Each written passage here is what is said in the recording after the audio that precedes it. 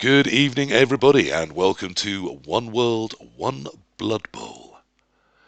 Number 47. We are back again, only a week after number 46. Having spent 6 months off, we're now throwing them at you in an incredible rate.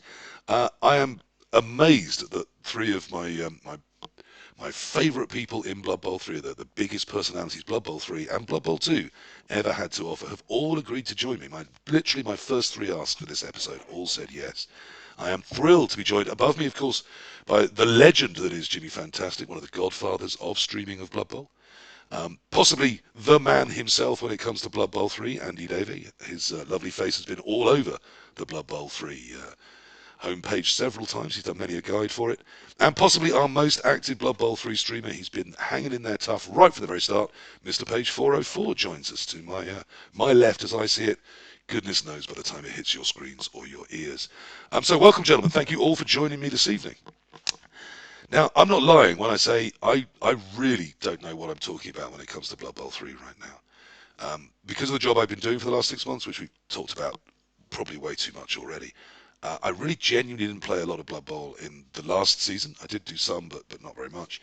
This season, I think I've played maybe half a dozen games, usually late at night when I'm tired after the show or whatever, just to unwind. I've just thrown a few dwarves at some people and seen what happened, and mostly it didn't go very well. So I don't know. I'm not in touch with what happens. I do hear the odd rumour. Obviously, people come in the Discord and discuss things, and I do pick up on that. I haven't been living entirely under a rock. But I thought, let's get on through people that should absolutely know what the state of B Blood Bowl 3 is like, and they can tell me, is it something I should be doing if I'm coming back to Blood Bowl? Should I be streaming? Should I be playing? Is it looking good? I'm sure we're going to have a variety of opinions. Let's kick off, I think, with Mr. Page. I have called him the original cheerleader for Blood Bowl 3. He was on board right from the start. He's always loved it, and he's still nodding away, so I'm guessing that's still true. How are you, Mr. P, and how's your Blood Bowl? I've been doing good. I'm still having fun with it. Like you said, from the beginning, I think I had the most fun with it, and I think that was actually because I never played tabletop, so it was my first experience with the tabletop rules, which I think are objectively better. I think going from Blood Bowl 2 to Blood Bowl 2020 is a huge improvement, and then I'm just better at overlooking the crap that Blood Bowl 3 would put you through back in the preseason. But the good news is that the games don't crash anymore. There's still problems, but you finish essentially every game you start now, or at least I do in my case, which is it. They've crossed a pretty important bar for getting out of early access, I would say, even though they claimed they were out of early access from the beginning. I mean, we're a year in, aren't we? More or less, I think, since the launch, aren't we, in season 5? Year and 4 months. Wow, so okay, year and a quarter in. So we're now, you would say, in a releasable state with a stable game that you're managing to play the games out. Yeah. I could. They're still not feature complete compared to Blood Bowl 2, but like I said, the rule set improvement I think is worth giving up half the teams, in my opinion. What have you been really enjoying about the rule set? I mean, as you said, it's you're coming to this new, multiple re-roll and all that sort of stuff. What's been really floating your boat? The biggest one is the kickoff events just getting nerfed or softened. Like not having guys die to throw a rock. Like you won't notice that playing Blood Bowl 3. It's an event that doesn't happen anymore. But Blood Bowl 2 used to just kill your level 6 Bull Centaur for fun on turn 1 when you got hit by a rock. But like Blitz got weakened. Like so many of the kickoff events just got toned down. And I have to say, if we're being super positive, I do think I like the way they handle the Blitz. That you get to select the people and then you get to blitz with them. That does make some sense to me. I think that's nicely done and nicely implemented. I've got to ask, because of course, no one hears the name Mr. Page without inwardly going, dead, dead, dead. Do you miss Clawpom? I mean, we all thought you would. Yeah, that was a big nerf for sure. I prefer orcs now, I think, over chaos, where I was known as like a chaos coach. And to me, my state, the way I think about myself is all like, I just want to play what I think is the best to win with. And when I was new to Blood Bowl and really bad at Blood Bowl, the easiest way to get wins is to kill your opponent. Like they can't beat you if there's only 3 of them left. Yeah. Well, Skaven, maybe they can. But in general, like I wanted to strive for the most removals, and chaos was the way to do that. And I don't think it is anymore. I've played a lot of chaos or Chimera matches, and I'd rather be the orc now in that matchup. And is that because you just think you don't have the power to stop those high armor, high strength teams with the chaos? Yeah, I think they beat you up just as much because on chaos you have one lower armor on your goats, so like the orcs get just as many removals as the chaos. So the big advantage you had of getting way more removals is just gone. Right. So and the orcs will get their dirty player sneaky get and value, which is the way we kill each other now. Yeah, I was going to say. I mean, I keep hearing, particularly from tabletop, that fouling is now not only is it back baby, but it is the way to go with so many races. Is that? I never think of you as a big fouler. Has that become central to gameplay? Yeah, like I did 3 runs this month, Chaos, Dwarves, and Orcs. They're all like 50 games deep or more. And I didn't build a Fowler on the Dwarves, and I really regret it. Like, you just need a Fowler. Like, and I played against one Dwarf Mirror where the guy took a second runner and made it his Fowler, and I think that's probably the way to go. Okay. Yeah, I mean, it always used to be that people would have sort of a multiple use second runner on the Dwarves, maybe, that had perhaps Wrestle and DP. So you could use it perhaps for, backfield sacking, but also for throwing the boot in, depending what you wanted to do with it.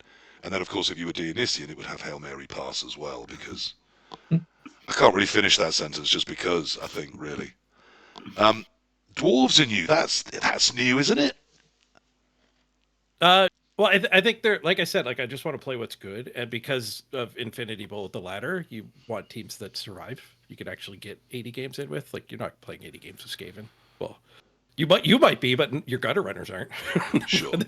It's going to be the team of this Theseus if you go that deep. Like, so the ladder really favors the high armor or regeneration teams, I think. Full credit for referencing the Theseus's boat story, which is one I happen to love. So I'm not going to go deep into that because that would take us the entire of the rest of the podcast and probably blow some people's minds. But I absolutely get where you're coming from there. How are you finding it in terms of your audience? That's the other thing, isn't it? I mean, on Blood Bowl 2, particularly, we were talking about this just before we started. I mean, we had the perfect storm of a stable Blood Bowl game that people seem to enjoy watching, and COVID, so they had nowhere to go and nothing to do. And suddenly this Blood Bowl community flourished and grew, and there were huge numbers of us. Are they still coming? Are you still doing the numbers? My numbers are down, but I think that's convoluted because I've been dealing with chronic fatigue, so I'm not putting the hours in, and streaming is really sensitive to actually just putting the hours in. Yeah. But even with me like taking a whole month off, like in January, and then not streaming nearly as much as I want, like I still get like 70 to 80 average viewers if I actually get a 6-hour stream in, and it probably peaked with me being at like 120 average, so it's not as good as it was. But maybe we can ask Andy, like, what are your numbers down too? Because I like, me being sick has hurt it more than the game itself, I think. Okay, let's flip up there. Hi, Andy. How are you? Hey, I'm very well, very well. Yeah, Paige, the answer to the question is yes, they're down. I saw a spike Blood Bowl 3 when it dropped. You can get to maybe 400-500 concurrent viewers at launch, but I think there was a lot of people just coming in, seeing what it was like for a month, and then those people are gone. Blood Bowl 2 times, maybe peak viewership, bit more 300, 330, 350, something like that would be like what I might get on a Sunday evening, because it's the show where most people had enough free time. Now, if that's 230, that's quite high. So it's dropped off, noticeably. But I think same as you, I go through fits and starts. Sometimes I really enjoy streaming it, and sometimes maybe not quite as much. And it is super sensitive to putting the time in. And if you don't, or you're away doing something else, then the numbers take a while to recover. Yeah, I mean, I think that's what's halting me from leaping straight back in is, I'd be streaming to 2 people and a disinterested dog, so that does worry me slightly. How you enjoy the game, dog loves Andy? it. I mean, that dog would be, my avid fan. And if only it was a Twitch subscriber, I might even make £2.50 off it. I mean, you famously are a very well-known tabletop coach as well. So you do know how it compares to the tabletop scene and those missing races and things. Do you get your fun still from Blood Bowl 3? I think that adding the private leagues in has been a big improvement. Being able to make custom teams has been a great improvement. Okay. The Infinity Bowl that Paige mentioned to start with is still a big problem in my mind. And when we talk about the ladder, which I guess we'll probably go into in a fair bit of detail before Jimmy's had his chance to come in, so I won't spoiler it all, but the Infinity Bowl is a bit of a problem, and the season length is a bit of a problem. We can maybe explore those in more detail in a little while. Well, let's bring Jimmy in, because he's not a man that likes sitting there silently for very long, and I've made him do that already. So, hello, Jimmy. Welcome back. Lovely to see you, my friend. How's your Blood Bowl? It's fantastic. You can see from my little background here, Blood Bowl Super League. I got that back out. We've got 3 champions on this podcast, haven't we? Yes, I won the first ever Blood Bowl Super League, as I recall, and then decided that AndyDavo won the second one. I'd made the point, so I retired. Yep, Rick Reckless won the third, and then now finally, after getting the final every single time, I finally won. So once you cleared out the 3 people that can beat you, it turns out that none of the rest can. No, I just don't know. What can I say? But, I mean, famously, when we looked at the beaters, there were some very negative comments, particularly from yourself. When Blood Bowl 3 launched, it was, and this is not even remotely funny, it was actually causing you physical distress. Yes, it hurt my eyes. So now you're running the Blood Bowl Super League. You're presumably back playing Blood Bowl 3 and enjoying yourself. How's that come about? What's made that happen for you? Only the Blood Bowl Super League. And only like I did the commentary on like the World Cup, the commentary, well, not the World Cup, was it Season 2 finals, the commentary on the playoffs, like just the chalice, and did the NAF kickoff event, played in that. So basically just played in as little Blood Bowl as humanly possible while pretending to be a Blood Bowl streamer. But with those sort of occasional dip-ins, you're finding you're able to cope with it and do it? Because I have an auto clicker, yes, basically, because I've set an auto clicker for 7 clicks every 100th of a second, and then I just press a button on my mouse, and I can click I can stand my players up by pressing a button instead of having to sit there clicking 17 times to stand a player up. For God's sake! Yeah, there's a lot of nodding around this. The 4 people here, which I should explain for those of you listening. I got nods there from Mr. Page and from Andy. That multiple clicks to stand up, it's annoying everyone, isn't it? Yeah, well, I want this macro now. the 1 button stand up macro. It feels like an aim bot in a shooter or something, like it's cheating. Okay, so is that because of the possibility, just all of those clicks of getting stuff wrong, or is it just because it's so annoying? It's just so annoying. It's so tedious. It's like it tilts me. Like I've conceded many games just because I had to click so many times to stand a player up. I'm just like, right, I'm just going to turn the game off. And you're famous for your even temper, Jimmy. So that's amazing. Yeah, crazy stuff. Okay, but you are back in Blood Bowl 3, so that in itself is a victory for Blood Bowl 3, isn't it? Yeah, kind of. Come on, you've got to at least give them that. I know you've got criticisms, and I want to hear all of them. But at the very least, they're putting a game out that you feel you can run the Blood Bowl Super League in. Yeah, like they're trying. I think they're trying. I think Nacon are trying as well, right?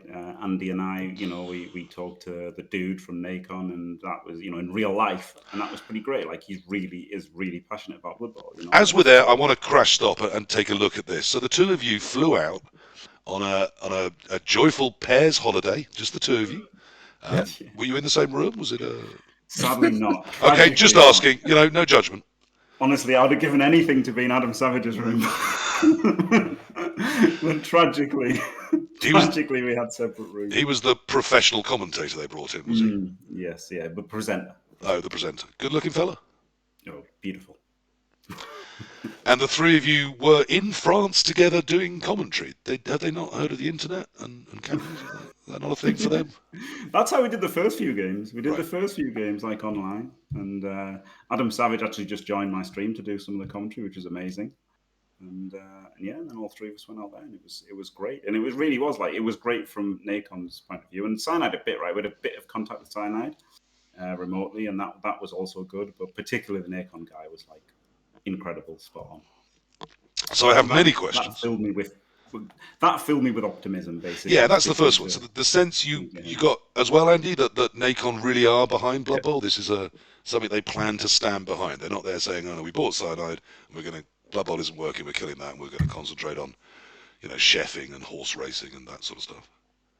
it's cycling. Okay. The mystery man that Jimmy's alluding to is name's Virtok, and he's absolutely right. The meeting him in person and talking to him, if he had control of Blood Bowl and had it from the beginning, I think we'd be in a completely different place. Right. And I think if he had even more influence, we'd be in even a better place. I really do think he's great for the game, and I thought he spoke a lot of sense. Also, with a business head on as well, you could see they're running a company, they're trying to make money, but at the same time, he realised that making a good game just sells units. So, yeah, he had that. Oh yeah, you're a smart guy.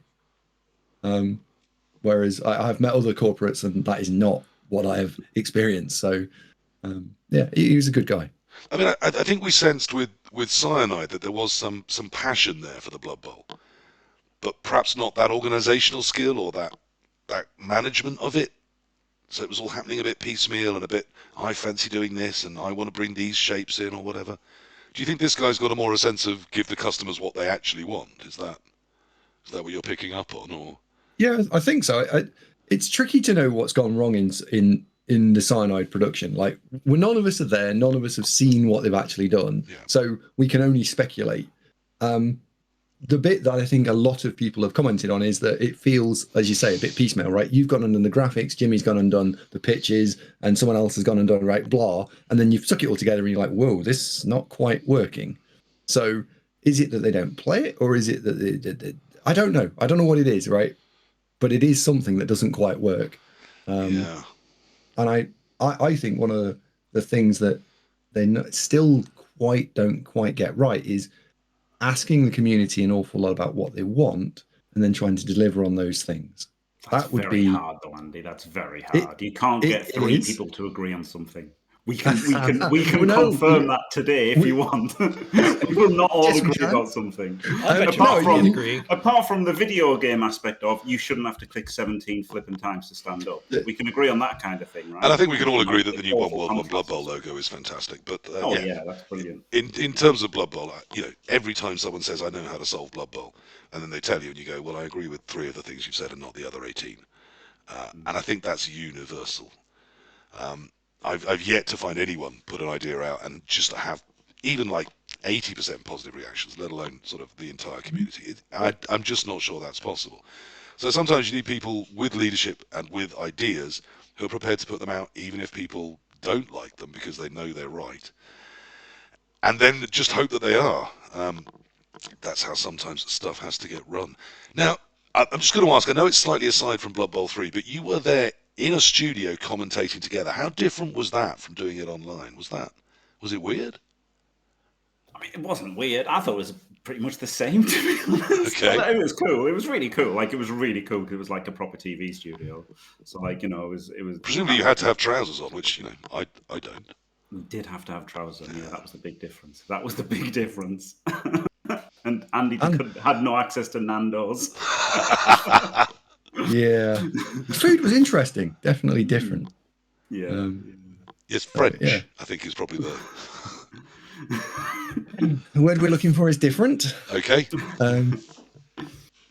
Yeah, it was really good. The TV studio, it was literally like walking into an actual TV studio. The sound guys were great. And the whole thing was really good. The best bit was that, yeah, they said they were going to do it again this year. So who knows who they'll ask to go over there and commentate. But presumably, fingers crossed, Andy. Fingers crossed. Well, yeah, I'll do it again. Did you two do a good job? Fantastic, yeah. I mean, I'm not going to pretend I watched or listened. I absolutely didn't. I was busy. Oh no, I thought we were great, and Adam Savage was incredible, and everyone said we were great, didn't they, Andy? So yeah, it was well received, right? So they could gamble and go a different way, and that would be fine, right? They could see what happens, or we could just do it again. So what was this? What was this? The end of what? Was it the end of season or a big World Cup, or what sort of thing was going on? It was kind of both, right? Because there was the season 2, and they just decided that like X amount of people from the season 2 ladder will qualify to like a NAF style tournament. Right. And the NAF style tournament had first of all a play-in, where like X people qualified, and then like I think you had to win 2 games or something, or no, that was 3. double elimination, wasn't it? So Yeah, it was double weird elim. anyway. So like X amount of people, I don't know how many it was, 64 or whatever, and then that went down to 16 by winning a few games, and then those 16 were the finals. Right. And then that was a straight knockout all the way through, was it? That was double elimination as well. Okay. And did all of those get streamed or shown in some way? Or? I streamed all of the playoffs until, and because it was the playoffs was over 2 weekends, wasn't it? So I streamed like some of the play-ins, not all the play-ins. I don't think I might have done all the play-ins. I can't remember. Maybe I did. I don't know. I might have done all the play-ins, and then but I did all the playoffs at least on the first weekend, and then the second weekend we were in Montpellier to do it in real life. So people that qualified for these finals, they had to play at predetermined times, did they? Yes, for the last day. Yeah.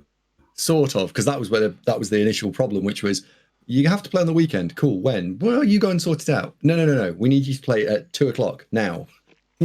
So that was one of the big pieces of feedback was no. The next time you need to set specific times. Yeah. Not only do you need to be available on both weekends, but we're playing at these times to match the stream up. But I think in Montpellier, Jimmy and I streamed for it's about 8 hours each day, wasn't it? It was long days. More, yeah, I think it was a bit more. Yeah. 2 long old days. So is this Blood Bowl? And you think this might be happening again? Yes. Well, it is. Yeah, I mean, the World Championships. You can put a link in the chat. Yeah, feel free. I think I think you dropped me a link which I've got ready to show as well. Let me see if I can pull that up. There you go. I've put the link there.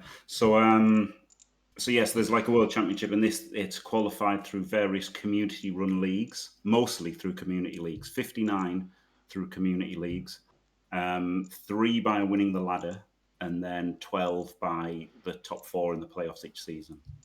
Right. It's going to make that, it can only start in about like December or something, right? Because it's going to have to. Yeah, so that link takes you to this page from the 4th of March, which gives all of those details. And then I had a quick look at it, and then I thought, okay, so there's a competition, the Season 3 official ladder. And then it says the Season 3 playoffs. And then there's just more and more and more and more and more. And it's you keep not scrolling. Very well laid out. And then there's some more. And then there's a load more. I mean, is qualifying for this thing going to be as complicated as that piece of paper makes it look? Not really. Most of them, most leagues have got 1 or 2 spots or whatever, and then if you win that league, you'll get a spot. But you might be J Leave competing against literal children, or you might be AndyDavo entering 14 different leagues and hoping to get one of them, or you could be me making a league yourself with rules you chose versus opponents you picked. I was going to say, Jimmy, does the Blood Bowl Super League make a lot more sense to me now? Is there a place in the World Cup for the winner of the Blood Bowl Super League? There is, yes. There is. So, and have you already secured that? Yes, I did. I won the thing, so that's how I've qualified. Now, obviously, that's a vicious allegation that J Leave is only qualifying by playing against children. Are you alleging he's set up his own league full of... I'm not saying he only did. He entered a league called like something juniors. Won every game 3-0 with Hawks. Well, I mean, that's a way of doing it. Mr. Page, are you interested in this? Is this something that tempts you? I mean, you're mainly a ladder player, aren't you? Do you do leagues and things? Yep, and you can get in by winning the ladder. If you get number 1 in the season, or if they do like a mini playoffs, not the full broadcast thing, but they'll be doing a mini playoffs every season that you can get tickets through that way. So that's my target. Okay, I might get the orc. Like I've got an orc team on a hell of a win streak that I'll be playing tomorrow, and maybe I can spike number 1 on this ladder. There's a season just about to end, isn't there? I think. Yes. Yep. Okay. Tuesday. Wow. So there's loads of different ways of getting into this World Cup, and it's going to be streamed, and it's going to be, presumably, is there a prize fund? Is there money in this? Jimmy looks excited, so there has to be, doesn't there? No, I don't think they've said, but I mean, I'm sure there will be, but I don't think they've said, if there is or what there is, but like, surely there will be, seeing as there was for the Season 2 finals. But presumably if they just gave away, a big shake your hand and thank you, you'd still be well up for it, wouldn't you, Jimmy? Oh yeah, for sure, man. It's great winning a little children's game. I was so happy. I was so happy to win my league, even though it's completely meaningless and that. It's still cool to win, isn't it? And you waited till all the good people had left. But yeah, I mean, fantastic and well done. So Blood Bowl 3, what new races have appeared, and are we liking them? Are they well implemented? They just brought Wood Elves out and they experimented with the rule set. It's a 1.6 million team value maximum with Wood Elves. Oh, okay, And that's they brought a really random low cap. skills back too. Yeah, nobody's playing Wood Elves. Complete flop. Like Undead came out the season before, and it was Undead mirrors everywhere for a month, and like every second or third opponent for the whole season was Undead. And then Wood Elves is just like everyone tried it for 3 games and deleted the team and moved on. Yeah, I mean, There's almost no Wood Elves. famously, you're not a huge fan of elf play. I believe that's fair, Mr. Page. Trying it, I don't think I do as well with it. And then like you said, because I play mostly like entirely on the ladder, the like elves are not favored there. Dark elves are doing pretty good, but the other elves aren't. And then me playing all in the ladder actually. When these guys were going on about the playoffs, like I got knocked out of the playoffs by dwarves twice for the big broadcast, and the second one was OWA, Oh, wow. which are unplayable on the ladder. They're like bottom 2 teams, like completely awful. If you want to play hard mode ladder, play OWA, and like they're really good in the NAF style tournament format, which I have no experience on. Yeah, I mean, they can be because they're such a Swiss Army knife of options, and you care less about things like animosity and loner. And if you can pick where exactly those skills go, you can solve most of their major problems, can't you? Interesting. They got a really good package. I even thought about using them. That's how good a package they got. But Right, so there was also and tiering. they in this, tier too. Yeah. Like the OWA got way more skills than the other teams. So yeah, Well, you could make like it's 7 just a whole yards, different whatever. beast. And do you think that tiering? I mean, was someone sensible tiering it? Yeah, I think so. As we all know, Yeah. for example, I mean, Andy, very experienced at tiering, always puts together a nice tier where Necromantic are just perfect and everything else is sort of all right. Was this someone that had got some experience at tiering, or had they just looked at the Blood Bowl 3 stats and thought, oh, well, that'll map straight onto NAF style, which, of course, it really does. Virtok asked me and Olivia, and I forget who the third person was. That's really bad. But yeah, the 3 of us would go off and write a rule set, come back, say, here you go. So we did. Garion, wasn't it? Wasn't it Garion? It was Garion, yes. Yes. So presumably Necromantic weren't available, were they? So they could. Well, they weren't available. Yeah, so Andy has no interest in this. Yeah, it's rule like, set yeah, whatsoever. whatever they said, I just said, yeah, fine, yeah. Yeah, sure. Yeah, I didn't write it. But I believe they're coming next, aren't they? We're getting Necromantic, is that true? Yeah, Tuesday, yeah. Wow. Yeah. So that's going to That's be a when- happy Andy for a few weeks, isn't it? It is, yeah. I'm kind of looking forward to them, actually. It's going to be good. And we might have to start making some resurrection tournaments appear again. Yeah, because so now I there's can put them loads in. of new stuff that has arrived since I've gone. I mean, and that's one of them, isn't it? The ability to make resurrection teams has arrived. That's got to be a good asset for Blood Bowl 3 heading forwards, isn't it? Yeah, that was in January that we sort of had early access to it, and then it got put into the public domain, I think, in March. Right. So if I wanted to build a league with resurrection teams now, I can make that happen, can I? Yes. If Yeah, if that's they've what got the floats my league boat. tools as well, haven't they? So like you can make a league that works more. Okay, so those have finally arrived as well. Yeah. Yes. Amazing. How? I mean, I won't have interacted with them. Are they usable? Do they work? Depends how you set them up. I mean, Some if you get the settings right, I think they're fine. Okay. So it needs someone that really has a mind on what they're doing it, does it? Not for the casual, perhaps, but I'm sensing it may have gone wrong. That's what I'm hearing for at least It one did go person. wrong, yeah. Yeah, okay. I'm not going to In make you... Jimmy Super League. Right. So, Mr. Page, I want to cycle back to something you were talking about, this 1600 cap. I'm just going to ask everyone, if, given the teams that are currently available in Blood Bowl 3, if you had to play a team at 1600 for the life of your child, or for Mr. P and Jimmy, for the right to still stream or whatever, which race would you pick? Because to me, there's an obvious one available that screams to be played at 1600, isn't it? orcs. Yeah. So it's orcs everywhere on the ladder. Like I said, I'm doing an orc run right now, trying to push them across the finish line. It's 3 mirror matches every stream. And no, DBG, it's definitely not goblins. See, I was going to go undead, Andy. No, I'm super curious to see how Necro will fare in this, but I'm wary that lots and lots of Necro is a right problem for. Lots and lots of Orcs for Necro is a problem. Yeah. But It's not one of their better happily matchups, is it? No, I would happily play a one-off, and if you gave me it in Nafstar Resurrection where I got my skill package, sure. But yeah, as they say, Orcs is probably the strongest race still, probably. Orcs random really well too. They brought randoms back this season, and you just random in the strength tree, and then fire if you didn't hit guard, mighty blow, or stand firm. If you hit stand firm, you even random again. My orc team has one double random guy.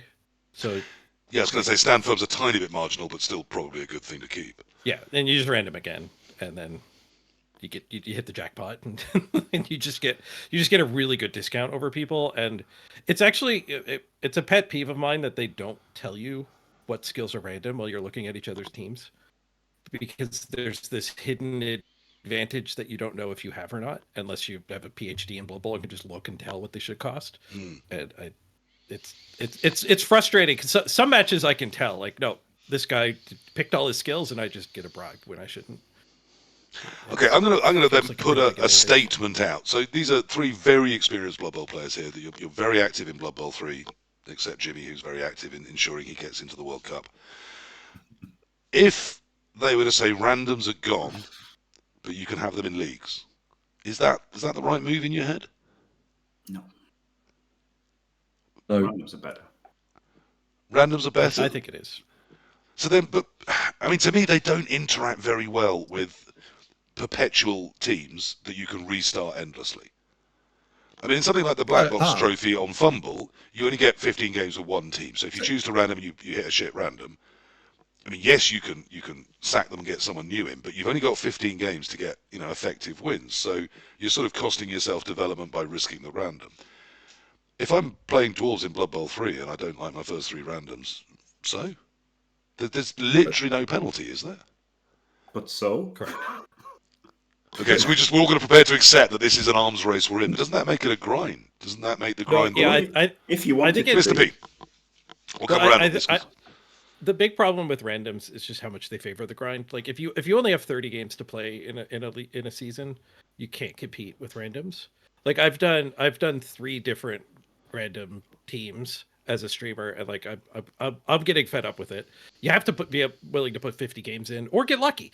So there's the other world too, where if you do limit it to like 20 games, then the person who's going to be on top of the ladder is just the guy who got lucky with his randoms. Like you still have to random if you want to do the best, because if we have identical teams and I randomed and you didn't, my team's just better. Yeah, you're going to have 3 or 4 more skills than I've got. Yeah, and I think the problem too isn't even like you could say, oh well, you get a keg, who cares? Like it's not that big of an advantage. But what puts me off of the randoms is the compulsion to participate. Like if I don't random, I feel like I've left some win rate on the table, which is very counter to my very competitive spirit. But at the same time, it's a different kind of fun to random. Like sure, if you random and hit mighty blow, it's an adrenaline rush. You enjoy it. But it's more like playing slots. Like some people enjoy slots too, and in this case, we're just gambling with our time instead of our money. It's like go score another touchdown on your blitzer again. Go again and see if you can hit one of the 3 good skills. I mean, I guess what I was trying to say has been summed up very well by BB Jock and BB Nut in the chat, which is randoms aren't the problem. The format of the ladder is the problem for randoms, and that they're fine in a 10 to 15 game league. But in infinite restarts, they just break it. They make you grind, and that's going to put off the casual players, surely. I disagree again. I just think it's fine. It's fine. Why shouldn't Mr. Page paying 100 games a season have a tiny advantage over Corfu, who doesn't, who still, did amazing, right, with Wood Elves without the time to endlessly random for a perfect team, which might just die anyway to a random foul. Yeah. Like good luck randoming, so you've got a million randoms and they all miraculously stay alive as well. It's just like a kind of just a pretend boogeyman. But do you feel that psychological pressure that Mr. Page is talking about, that if I'm not doing it, I'm not playing competitively? I mean, that's his problem, isn't it? I mean, that's his problem. Like, to be honest, it's his problem. Like, it's if you feel like that, that's your problem. At the end of the day, you don't have to random like everything. You don't have to go crazy. And it means that people can random things. They can like random, something interesting and get an interesting player, right? Like a unique player. If without randoms, you just don't. Every single team is cookie cutter, exactly the same forever. Right. So that is the flip side. Is when we don't have randoms, we get very cookie cutter looking teams. Yeah. But all that's different on the teams in the top 100 are the team values. Nobody's playing with like a grab juggernaut guy. Like they absolutely are. 100%. Not at the top of the ladder. 100% somebody will have like a grab random that they've kept. 100%. I know one grab, yeah, but they're not actually using like actually fun skills, with the exception of general. The general tree is so flat. You do actually see like shadowing guys running around. Yeah, you'll keep a kick and stuff. You'll keep War Dancer's right. You can go all randoms on after sidestep. But the meta has shaken out for strength randoms on orcs and dwarves to be the goal. But I think, to reiterate my point too, the problem isn't the advantage being gained. The problem is the gameplay. Is the gameplay fun? So you're saying you have a choice if you want to engage or not. But I'm going back a level, and to a game design perspective, are we making a good game by forcing people to random, essentially? You are. Well, you are if you're. That's the problem. The psychology behind like the best way to play my game is to fire your bad random and rehire another one. And if that's the way the meta shakes out, well, yeah, exactly. If Jimmy, that's the a way scrub the meta is a shakes player out, that won't get no love from you, and a scrub is someone that doesn't take optimal choices, isn't it? But then you'll just you'll be stuck in a cycle of hiring and rehiring and firing and rehiring, and you won't just build a team. Whereas if you'd just taken guard first, you'd have an amazing team full of guard. You'd have your 25 wins, and you'd be top of the ladder. Well, Andy, how do you feel on this? Randoms, what should we be doing? So I played an orc team this season with the idea of trying to go number one, and I randomed the strength tree on all 4 blitzers and all 4 big uns. Randomed a thrower for leader, and randomed the line orcs for something in the general tree, and I ended up with, I think, 10 players all having a random skill. And as Paige says, like, you end up with an incredible advantage over people who don't. So I'm free bribe every game, or free wizard in some cases. Like, it was bonkers. Is it broken? Well, yes, it is, but it's not the argument to turn off randoms. I guess I sort of sit somewhere between the two of them, right? I don't think randoms should be switched off. I think actually the fundamental flaw with the ladder is that you're able to play Infinity Bowl. You're able to play 4 bazillion games. And because if you want to be the most competitive in those 4 bazillion games, the optimal way to play is randoming. It is. But it is only that on the really super strong teams, because you try and random on Wood Elves, the damn things die before you finished getting the 10 randoms across everyone. So you have to play the strength teams. So now you've got 2 pieces that feed together. 1, you've got to play the high armor teams, and 2, you've got to random in the strength tree. Once you've got both of those things, you can have a material advantage, which is you get extra win rate. Is that good game design? No, I think it's terrible. And as Kalon said, some people are always going to find the meta. There's always going to be an advantage somewhere in any rule set, and people will always look for it. And if they've got the time to grind, that's the advantage here, isn't it? The obvious and clear one. It is, but is it fun? And that's the question that rolls around in my head a lot. Like, I think about the Blood Bowl 2 ladder, and I really enjoyed it. I thought it was really good for streaming. It was really short sprints, so everyone enjoyed it. You got the first week, you got the last week, and then you only had to wait 5 weeks in the middle between those things. It was great from a streamer's perspective, but was it the best ladder for people? I don't think so. I think this ladder is better for random people than the old ladder, but the old ladder was way better for me. So why do you think this is better for the casual, the random human? Because I think it's able to break it up and put the players into their own skill pots, the silver, the bronze, the gold, right, and so on and so forth. So that is better. Do I think we've got a great way of getting the right players into the right pots? No. And I strongly suspect that Platinum is now full of people who've got to Platinum once, aren't actually yet Platinum coaches, and now they're clogging up the whole place and they can't get back down again. That's me all over. I did hit Platinum, and that's one of my worries. If I start again, I'm going to be in with all of those Platinums.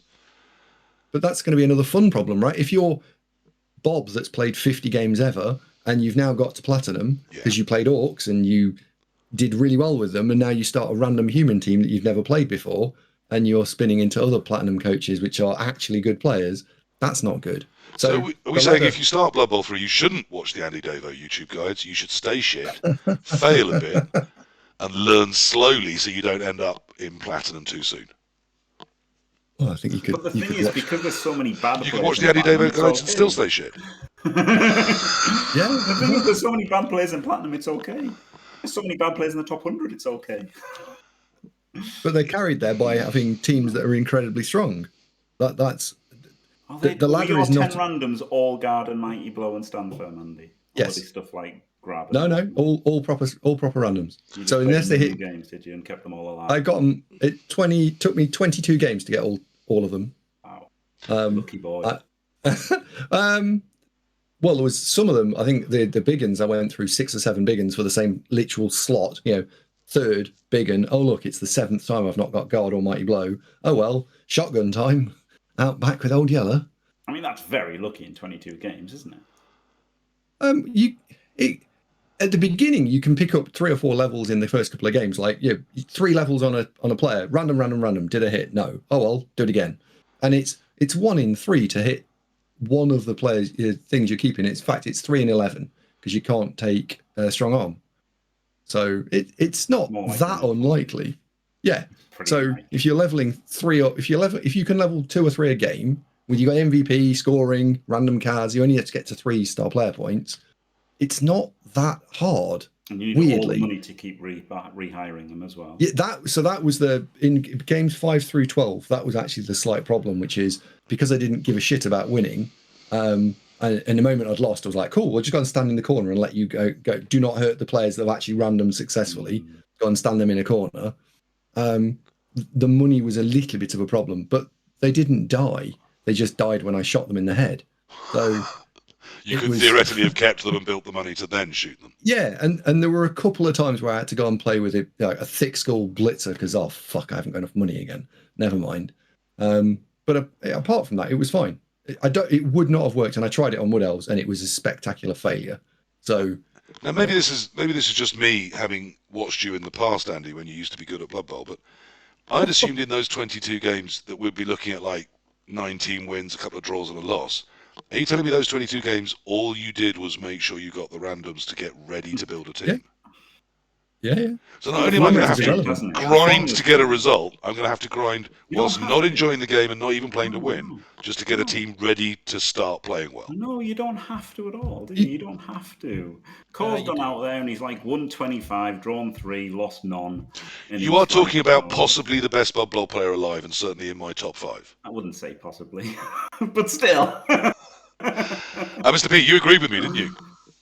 The smart way to start is 20 games of not giving a damn what happens to the team as long as you're getting the good randoms, and then you play to start winning. With the caveat I put in there, it's better if you did win. It's like I always play to win anyway, because also I stream all my games, so I'm not farming them. So I look at it more of an opportunity to the old saying, stallers aren't ballers. Just jam the ball in on turn 3. Get as many touches as you can, and you'll give up a little bit of win rate, but you're actively playing a better game without stalling. So you can progress that way without necessarily just soft conceding. I absolutely think every Blood Bowl player should follow Mr. Page's advice, and if you can score, and give the ball back to me. Yes. Definitely, I'm definitely in favour of that as a plan. But also, I'm just in favour of people enjoying their Blood Bowl. Andy, was there a time where you thought, I've got a choice here between winning the game and getting that skill I need so I can get that random or try for it? 100%, and I gave it to the Black Hawk and dropped it and didn't win. How did 100%. That feel? Because you're not an uncompetitive man. I've sat opposite you. I'm aware of this. Right. Yeah. It was painful, and it requires a mindset shift. And Jock's just said in here, the idea you can play 20 games and not give a shit about the result is weird. It is weird, and it's coming the from idea that you can play 20 games and not give a shit is surprising to me. It's really hard, and I didn't enjoy it very much, and I certainly wouldn't want to do it again. I think Corey's got the right way of doing things, which is you go and try and play a short win rate streak, and you go for it. I think that is more fun. Now, I think that's where they should look to change the ranking formula, and you should punish. You're not allowed, you can play 90 games if you want, right? Never say you can't do it. Yeah. Because that's a way to take player base out. Yeah. Just disincentivize people from doing it so that the people who don't care, but the competitive souls amongst us, like me, wouldn't do it. Right? I'd go and play a new team. So there's a new season about to start. I've played some Blood Bowl in my past. It's possible I want to play some Blood Bowl in my future. I could certainly think. I mean, I've still got a couple of weeks of the show in London and then a month on tour. I'm not going to have the time I used to have when I, had a lot of time for Blood Bowl. I could probably see myself putting maybe 30 games in a season easily. But am I going to get to 100? I don't think so.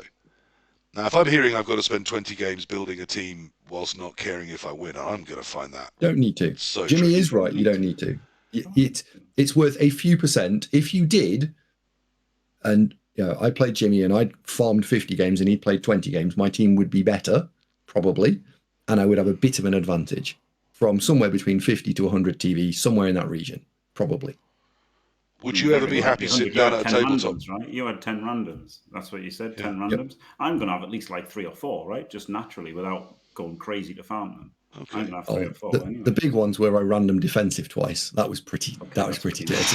that was pretty Randoming horrible. agility on That's those pretty prizes. nice. You're giving me bad flashbacks here from I tried to do a chaos run where every warrior did random agility, and it was just dive and catch. Like I got so unlucky. That's probably why I'm more bitter about randoms than most people, is because I've tried to shoot for the moon with that team doing random agility, and it's so much harder because you need twice as much experience on them. The hit rate is lower. You're just basically going for dodge or defensive, and it's like I hit low for the expected value. It was miserable. But like that's the thing, you don't have to do that. And But what if it works? also, and it's unlucky. Of course, it's unlucky, right? If you draw AndyDavo, first of all, you're unlucky, right? And then second of all, if you could draw him like 200 TV down, that's also unlucky. So if you draw them that you're the same TV and you're 50 TV down and you don't get an inducement for it, that's not that big a deal, right? Like it's really not, because you could just been 400 TV down instead. And then that's worse, right? Being actual literal TV down is worse than him being like a few randoms ahead of you. Not that big a deal. So, Andy, if at the next NAFC we're drawn to play each other, and I sit down and just put 3 or 4 extra skills on my team, you're not going to mind. Just got 10 TV over with your Dark Elves, please. Well, I mean, I essentially did, didn't I? So that's the difference, right? Because you're trying to equate an infinite bowl ladder with we both got the same amount of time to go and prepare our rosters.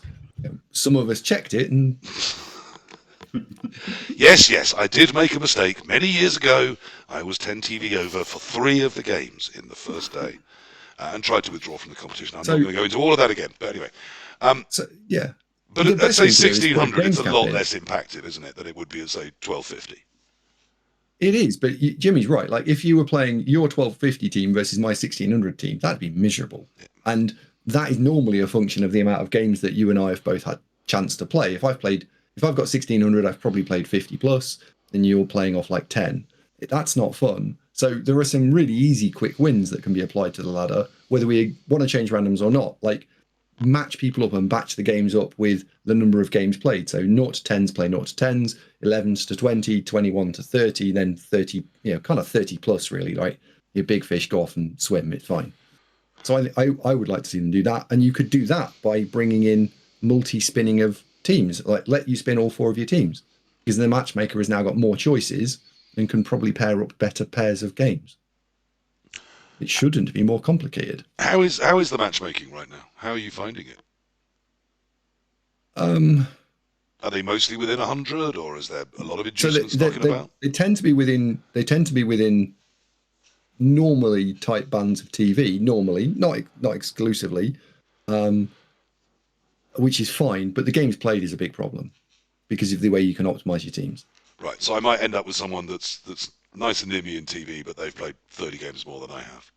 Yeah. They've really chosen where those SPP have landed and perhaps got a couple more randoms. Mr. Page, how's your games finding? Is it nice and quick, and are you getting ones that feel like it's a reasonable challenge? It's not nice and quick, but that's playing at the top of an ELO ladder. Like if you're playing Overwatch or League of Legends, like you just have a 10-minute queue. That's normal. And in Blood Bowl, I think the worst I had was like a 50-minute queue. That was at the start of a stream, so it was off hours. There weren't very many games happening. The worst I've had this season was 50 minutes, but 20 minutes is not. It wouldn't surprise me. But that's playing at the top of the ladder. Yeah, I mean, I don't think of that as terrible, considering you're still playing. Are you still playing mostly in North American time zones? Yeah, I start at 9 a.m. North American, so it's I think it's when the ladder's like close to its lowest population when I do start. Right. And so you're still getting them, within a probably acceptable time frame, more or less. I mean, And if I start a new team, and I would get one right away, okay, like immediately. And if I so even up at the very top end, it's only taken that long. I think we can all say that's not terrible, is it? That's good. Consider how few players there are as well. Yeah. Okay. But the good thing about that though is like you get way better matches in Blood Bowl 3 than you ever did in Blood Bowl 2. Like they're actually being matchmaking means you actually get high quality games like outside of playoffs. Where in Blood Bowl 2, you could qualify with a good win streak in Blood Bowl 2 because you got lucky and just faced newer players the whole way. Where I found with Blood Bowl 3, and this goes way back to like preseason day one, I was facing other streamers, other really good players way more often and just getting much more high quality Blood Bowl. Okay, well, I mean, we've talked about this, so let's focus on two of these things. We've had an interesting question in from Bobby S. Maximus. I'm going to go with that. Are we actually looking for this? I've just mentioned, are they nice and tight TV bands? Is that actually a bad thing? Should we be encouraging with, the Blood Bowl 2020 rules? Just throw me against a team with the same number of games, and if there's a 300 gap, I'll fill it with inducements, and that'll be fine. Would that be better? No. Morg, no. Right. I think what about when we bring a stunty team out? Do we need that? They like a halflings that never get their anyway. chef? Is that even a team? They still do better with close to With TV. even team value? That's what the stats said, yeah. Now that might be because they're mostly close TV versus goblins or whatever, but the stats are like other halflings, but the stats said they do better with kind of similar TV. I mean, as a goblin coach, I certainly wouldn't mind the idea of them adding, or me having a button to press that says, for spinning, add 150 TV to me. So I've always got that advantage to get a couple of bribes in, for example. That might be something that would appeal to me if they did bring goblins in. I think what you actually want to do is you want to bring in a floor for the rest of the normal teams at that point. So it's because dwarves are very good at going low, and what you don't want to spin into is 800 TV dwarves. So stop everyone. If you can bring stunty in, and let's say all 4 stunty teams were in next season, then you would want to make sure that the floor was 900 TV, and you could build to 800, and there you'd get your money if you wanted it. Okay. Speaking of which, gnomes. Should they be coming to Blood Bowl 3? Just randomly as we go past. They have been released new. I don't know if you've heard of this, Mr. P. I don't know if you keep up with what's happening on tabletop. Gnomes exist now for... Again, I can't finish that sentence either. Gnomes exist now. Are you excited about them? And should they be coming to Blood Bowl 3? Should that be... It's the new thing. Tabletop's excited. Should Blood Bowl 3 be trying to code those in? I think when they got leaked, like my chat shared it with me right away. Like I wasn't in the dark for long, Sure. and I just wasn't that excited because when vampires have also got their tabletop release while Blood Bowl 3 was out, and I was kind of hoping they were for simultaneous release, cross promotion. Seems like a great business idea. Didn't happen. Doesn't happen. So when Gnomes got announced, I was like, oh, all right, I'll enjoy them in 3 years. They look pretty sweet. I mean, you say 3 wish I could years. play with them.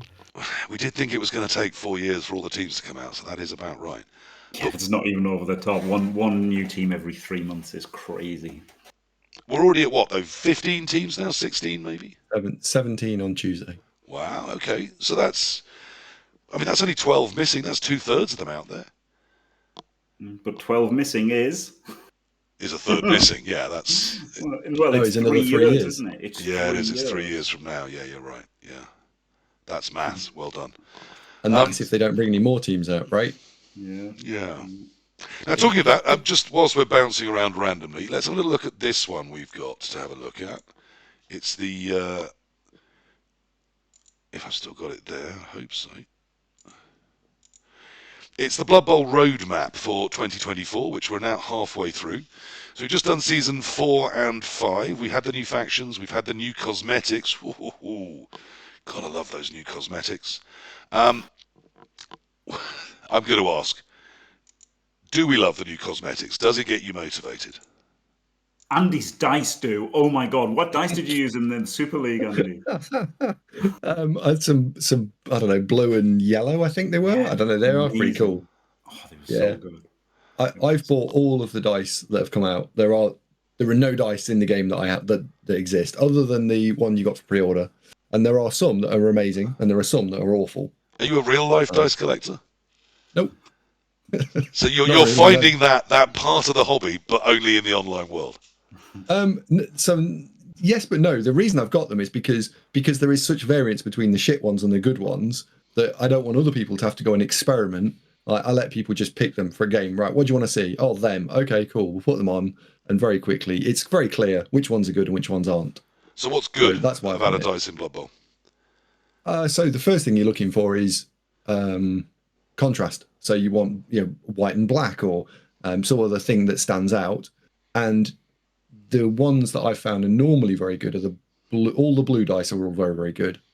The Necro dice that are coming next season, the orange ones, they're actually really good. They're orange and black. They're great. And then there are some of the white and black ones that are all right as well.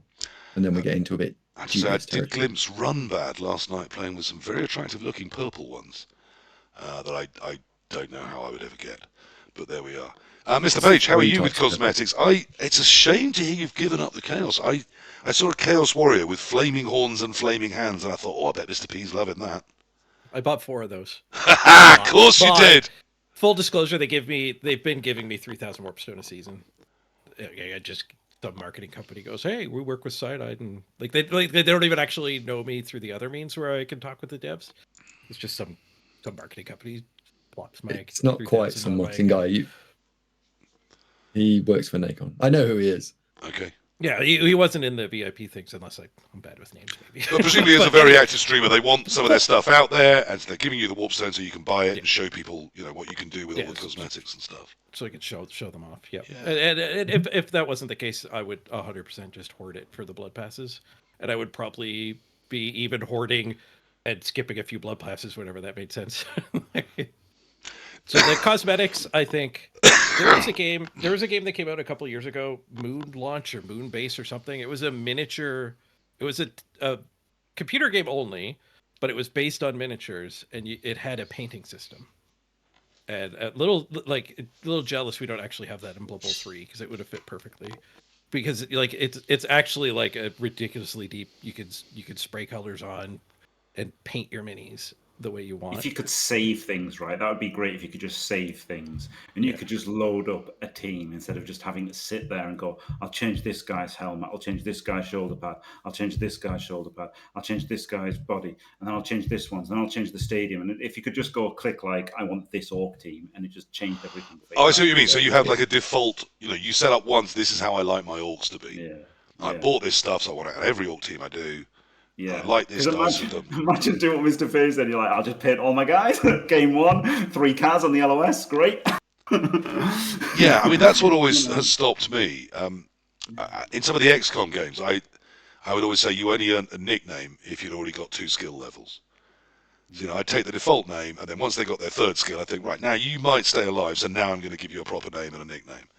And I think I'd be like that with Blood Bowl 3. I mean, why bother designing a team until it's at least put a few games in and you're sticking with it.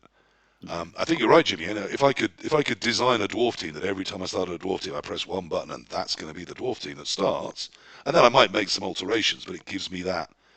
Then all those cosmetics might seem a bit more worth it to me. But right now, it just seems like a lot of grief for what might be, as you said. You might be 30 minutes in and suddenly that's all in the bin. That was even in the game at one point. I don't know when it left. But I think it is gone now. But they had templates. You could name your players. You could do everything. You could set up your opening and defensive formations and save a template. And just every time you made a new dwarf team, you could load that. Yeah, chat's agreeing that that's what the templates were for, but they've disappeared apparently. They poofed. I do remember it. It's it's to my shame. Not really. I enjoyed it. I played someone on Fumble. It wasn't their first game, but it was their first game with this team. And they asked me to in chat. I went and had a look. They'd written a 3-paragraph bio for every single player they had on that team. And it may be 2 pages of text for the whole team as the team bio. And then they'd given each one individual portraits. And and I destroyed that entire team. Like 4 of them left the pitch. And he was properly upset. And I kind of think he did it to himself. Putting that level of investment in a game with this level of risk just doesn't make sense to me. But we have the role players out there. They want to do this stuff, and I want them to be able to. And perhaps these templates, if they were to come back, would be a great way of doing that.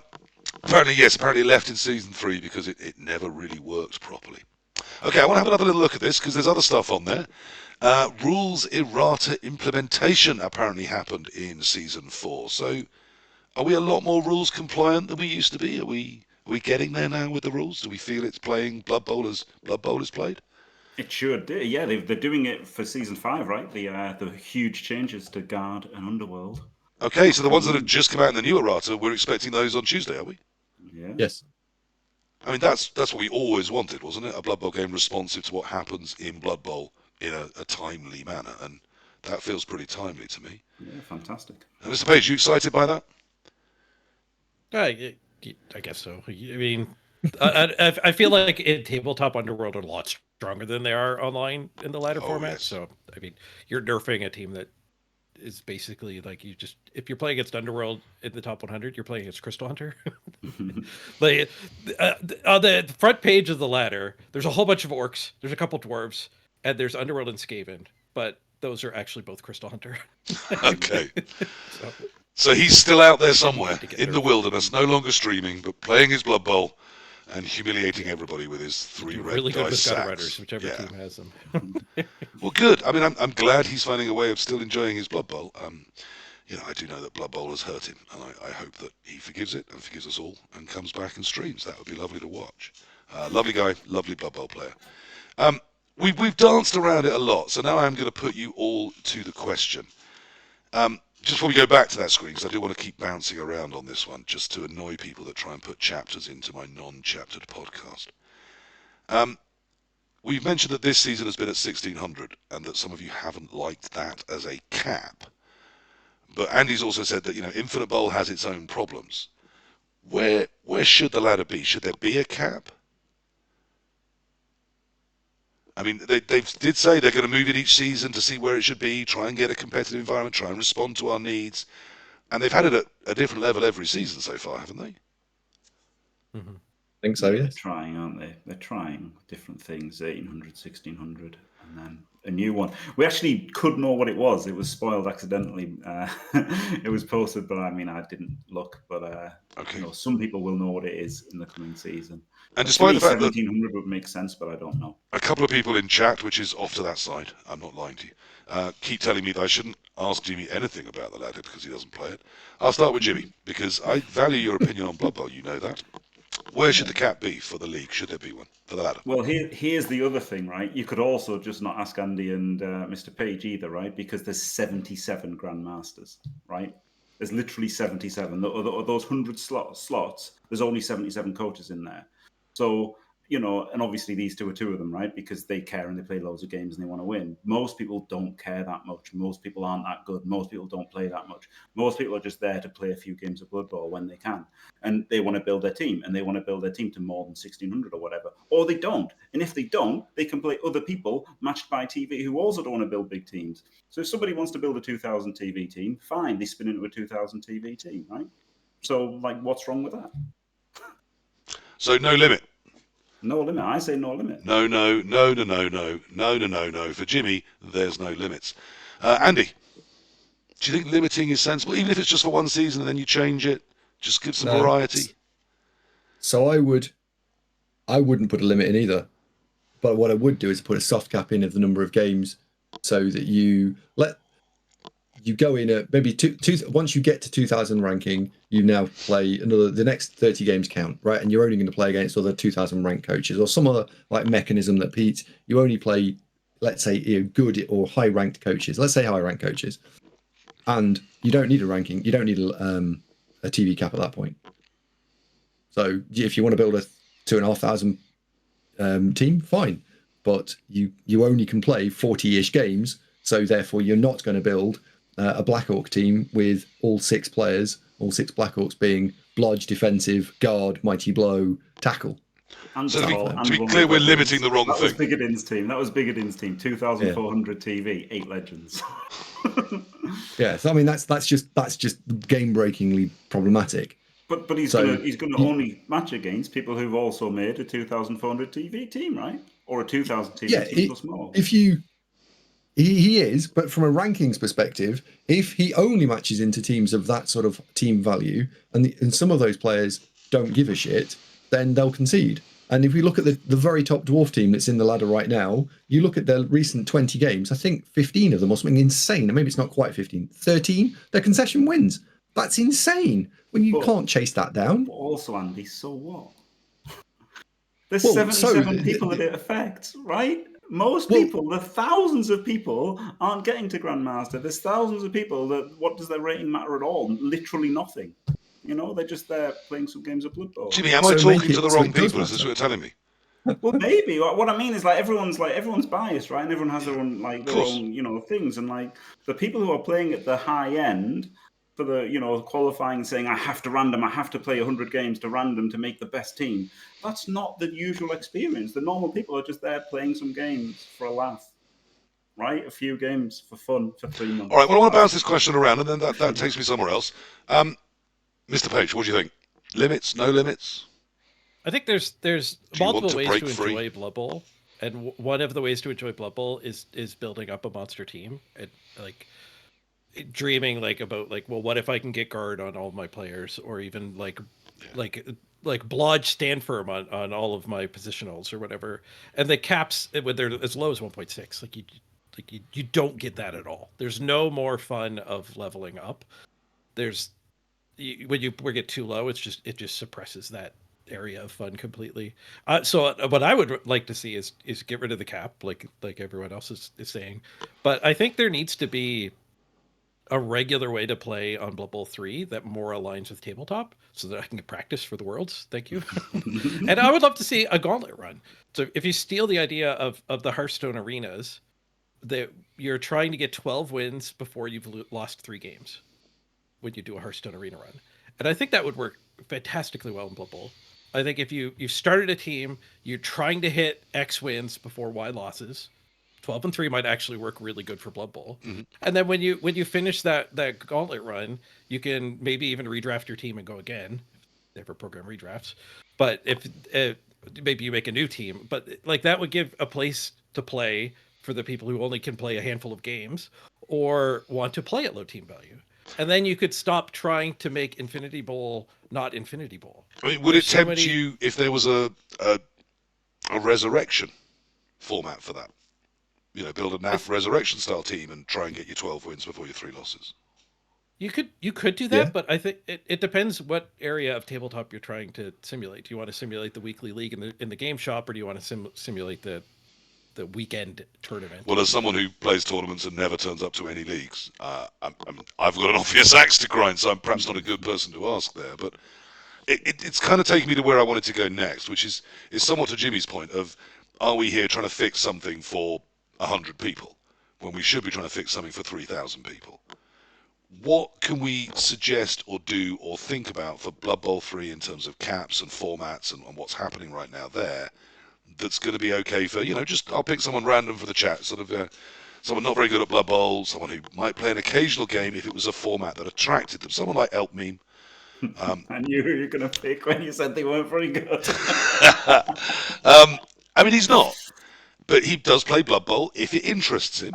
So how do we get him interested in playing some Blood Bowl? I'm not thinking there's no point if I don't throw 20 games away getting randoms and then throw 80 games away getting a good team. What's going to make him just want to play the game? Just want to say hi, Elk Meme. I've liked a couple of things you said in chat, so I thought it was nice to name check you. I'm kidding. Being a better game is the big thing, right? Honestly, I think that's the thing. I don't think the ladder format matters too much, really, because for most people, they're not getting to the top 100, right? Most people aren't getting the top 100, so therefore, it's cool to have people's names in lights and stuff, and obviously, there's good for Andy and Mr. Page to battle over the top 1 spot and stuff like this. Yeah, that's all. And any ranking system is going to reward people who play more and are better at the game. There's no getting away from that. There's literally no getting away from that. So I think the bigger thing is to make it more accessible and stuff with the tutorials and everything, and make the readability of the game better, and just make it a better video game. I think is the best thing they can do. I don't really think the ladder match, but like the ladder format and stuff, matters too much. Corpax, who I would say is definitely a few levels above Elmine, has just said in the chat that the grindy nature of CCL has stopped him playing it. But you think Field of Dreams time? If we build it and build it good, they will come. Yeah, I think so. Okay. I mean, I think the Blood Bowl 2 system was better, right? I think the Dode math was a better way to do it, but that's just my opinion. So who cares? I could be right, I could be wrong. Okay, I'll break the pattern of going across to Andy and then down to Mr. Page. We'll go to Mr. Page next. What can we do for the casual, the person that just occasionally fancies turning on a game of Blood Bowl? How can we get them into Blood Bowl 3 thinking, I can just go and play half a dozen games in a season and that's fine? I think like if I'm putting myself back into when I was new to Blood Bowl completely in Blood Bowl 2, I think the like grinding up through gold, silver, bronze, platinum, all this stuff is kind of there for that. And I do have some viewers in my chat who are new, and they're they show off and they're proud when they finally make gold or up to platinum. So there is something there for the entry level, the very bottom. And then I think like if you like it, the point of saying like there's only 77 people competing over the top, so why bother making the top better, I think misses the fact that a lot of the people a few steps down are dreaming about being at the top. So if I go back to like I grew up playing Magic the Gathering, like I was playing in kitchen tables and at little tiny local tournaments and striving for the Pro Tour way before I ever went to a Pro Tour. Like, I have to say, Torquemada's made a very similar point in chat, and lots of people in chat agreeing with him. Andy, has Mr. Page got a point? Are there people out there desperate to be Mr. Page? Or AndyDavo? I think there are. I think it would be a very good... It's that word fun, I think, is what we're trying to dance around and talk about, right? How do you make the whole thing fun? And you really want to take the player base and split it into probably 3 piles, as Paige is almost alluding to there, right? You've got the new coaches, what works for them? And the current version, I think, does work where you've got the bronze, the silver, the gold, etc. Fine, we've got them catered to. The middle pile of people, which are the people who can play and might be trying to push to the top end. And then you've got the people at the top end. The top end, I think we're saying is a bit broken. So could you do more for that bigger pot of people in the middle? Is that another playoff? Is that a diamond playoff? Is it limiting the number of games? Is it putting different modes in, right? Do we want sevens? Do we want Hearthstone style tournament runs? And do we want Infinity Bowl? I don't know. We need to go and ask everyone, really. But coming back to what you said earlier, Andy, about perhaps people are getting promoted a bit early at the moment. Is that just a matter of massaging where the breaks are? Or, I mean, my first thought was perhaps there should be a button that if you get to platinum, it says, do you now want to be thought of as a platinum coach? But then I thought of little munchkins that just want their win rates, like JimmyFantastic, who would stay down in bronze and always pick not promote, not promote, not promote, and then just smash noobs. I'm not wrong, Jimmy, am I? Well, I mean, you are, but that would be the optimal strategy, right? The optimal strategy would then to be random in bronze for 120 games or whatever, and then be okay. Now I'm ready. Now I'm ready to promote. Now I feel good enough to try those silver people. I think, and their ace Blood Bowl skills. You get around that by actually having it not as coach ranking, but as actually race-based ranking. So you've got your human ranking, and maybe the two are slightly tied together. So once you've got your orcs up to platinum, you now would start in silver, not bronze. So everything goes up by a factor of 1 ranking. And that would probably work. And then you could just tie the top and the bottom together by maybe 2 different ranking pools. So once you're a masters person, that's something I've always liked on Fumble, is you can be ranked for absolutely everything. Mr. Page, how's your human ranking? Would you want one? I think I'm a pretty good human, but I've barely touched them on Blood Bowl 3. I want to. I think they're probably one of the stronger fouling teams, being a little bit faster, get the catchers turned into foulers really easily, so you're not struggling to build sneaky get dirty player. So I wish I had explored humans more, but it might have been preseason last time I made a human team. Larry, who's just said cheap randoms suck when the amount of games don't matter. We've covered that in great depth so far, Larry. Some of us agree, some of us don't. It's Is it as big an issue as some people are making it out to be? I don't know. I'm slightly on Jimmy's side there, where I kind of think, actually, there are other ways of staying competitive against the mega grind. I think people that have ground to that level, I think someone that's sharp and focused might actually have an advantage in game over someone that's played 100 games of grind. I'm just not sure their focus is going to be as sharp. Anyway, I want to move on, so let's just bounce back to what is happening in Blood Bowl 3, because there's a lot going on, isn't there? I think we've got to admit that. In the season that's just about to end, we've had a new faction, which was the Wood Elves, a new competitive season, of course, a new blood pass, so more stuff they can sell us, new cosmetics, additional trait skills, so some of the ones that are missing have finally turned up, have they? No, that didn't happen. The additional trait skills. Okay, so that was a nice to have, but we didn't get it. Multi-block. You can multi-stab now. Oh, And no, you can- no, and you- no, because that didn't come that season. They said it for season 5, implying that it was going to be goblins released, right? Because goblins would be like chainsaw, etc. But there Right. haven't been additional traits. I mean, and also like multi-block is just a skill, right? Unless they surprise us with star players. Might get There the aren't ball and any chain for star players. Necro, but yeah, I guess they could bring out, they could bring out randomly extra stars for other races. Yeah, they could. But do the that. big one, I think, is obviously cross-play. So from June the 11th, we are going to be facing off against Xbox and PlayStation players when we play Blood Bowl 3. Both of them, Surely yeah. that's exciting, isn't it? It's great for them. Yeah, it's not so good for PC, because for PC it means less updates, right? Because they have to update everything all at the same time. We all have to be on the same version of the game. Right. It's harder to update for console than it is PC. So it means we now I have think to... they did slowly bring us there though. When the game first came out, we were getting the season patch, and then like a week in they'd fix bugs, and 2 weeks in they'd do a little quality, and then like 3 weeks in they would do another bug fix. And in the last couple seasons, they've dropped all those PC patches anyway. So they kind of slowly boiled the toad there, I think, on PC patch rate. Oh, that's the second analogy I've loved from you today. So do you think they've basically said, let's calm the PC down, we'll catch the console boys up, and then we can launch them across it, and then Jimmy's right, it's going to slow our development down, because it's going to happen all 3 places at once now. Andy, is that the fear? Yeah, I think it is. I do think that this season is the great unknown, right? Because it's definitely good for the console players, that without doubt, which is sort of good for us in terms of getting a match a bit quicker. So that's going to be good. But the great question is how many people currently play on the console? So what impact is it going to directly have? And then will it actually pull back extra console players that gave this up as, well, I couldn't get a game?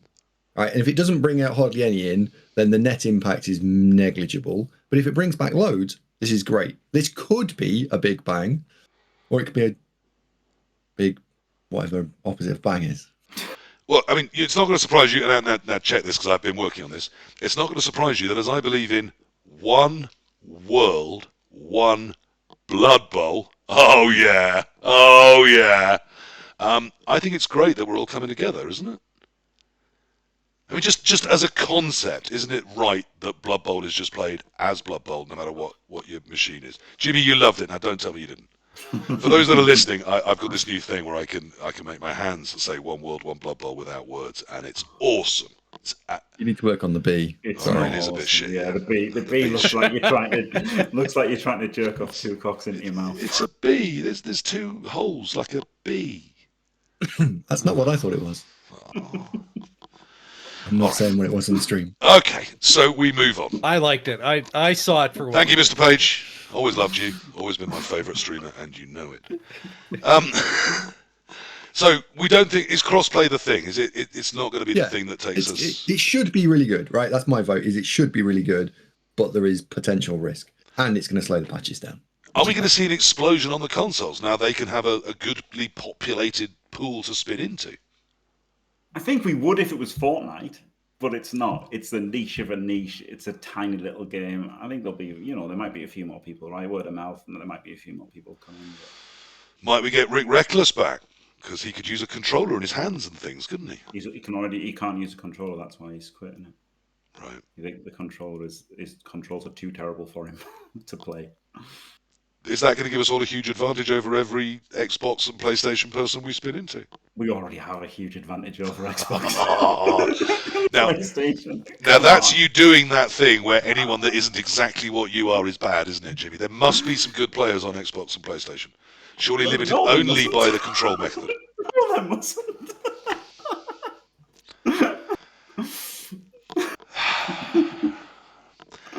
There will be. They'll catch up. That's the big thing, Right. I think. And I'm really hopeful for the rising tide that Andy mentioned could happen. Like Yeah. I think if the consoles were below the threshold, there's a sinking ship point. If you drop your player base too low and you can't find a game within 10 minutes, you stop looking yourself, and now nobody else finds a game either. Yeah. And I think the consoles were under that bar. Right. And they won't be anymore, because on PC we don't have that problem. Like you make a new team, you get a game nearly instantly. So like they're clearing that bar, and hopefully, yeah, sure, we're only going to get like 4% more players as a PC player, but if the consoles all gain like double, triple what they have now, it all of a sudden becomes relevant. And holistically for Blood Bowl in general, that's good, isn't it? For it to be out on the consoles and available. Even if the numbers aren't huge, it's still a good thing. I think we can all agree to that, can't we? Of course. Yes. Yeah. What? And I what think, and to my point there, a year in, there is no difference between a console player and a PC player. We've all trained up on the same field. Like, it's the exact same. Jimmy, there's no difference between a console player and a PC player. We've all trained on the same game. I mean, what can you say? In a year. Like because we're all in the same player pool. Okay. What about the Switch? That was always promised as the fourth of the cross plays. Do we think that's coming? No. Can I be sat on the toilet with my Switch playing Blood Bowl? The problem with that is cross progression, and cross progression was never on the table, was it? And that would be the great thing if you had cross progression, then you really could just go, all right, I fancy a poo, get on the Switch and play another game with Take my PC team up to my bathroom. Yeah, that's great. For the hour and a half it often takes me, yes. Without that, it's nowhere near as good, is it? To be honest, like the cross progression really kind of harms the whole Switch idea, I would think. Okay. I think the Switch, we're not getting Switch because of the Nintendo seal of approval. Like the NES recovered from Atari shovelware almost killing video games with the Nintendo seal of approval, and Blood Bowl, when it tried to launch, did not deserve the Nintendo seal of approval. And does it deserve it today? Well, that was going to be my next question. Well, it doesn't crash. You could actually play your games, so that's, you know. But Every time you say interface is still your favourite thing about Blood Bowl 3 is it doesn't crash, Mr. P. I have to say, I feel the phrase "damned with faint praise" goes through my head in neon letters.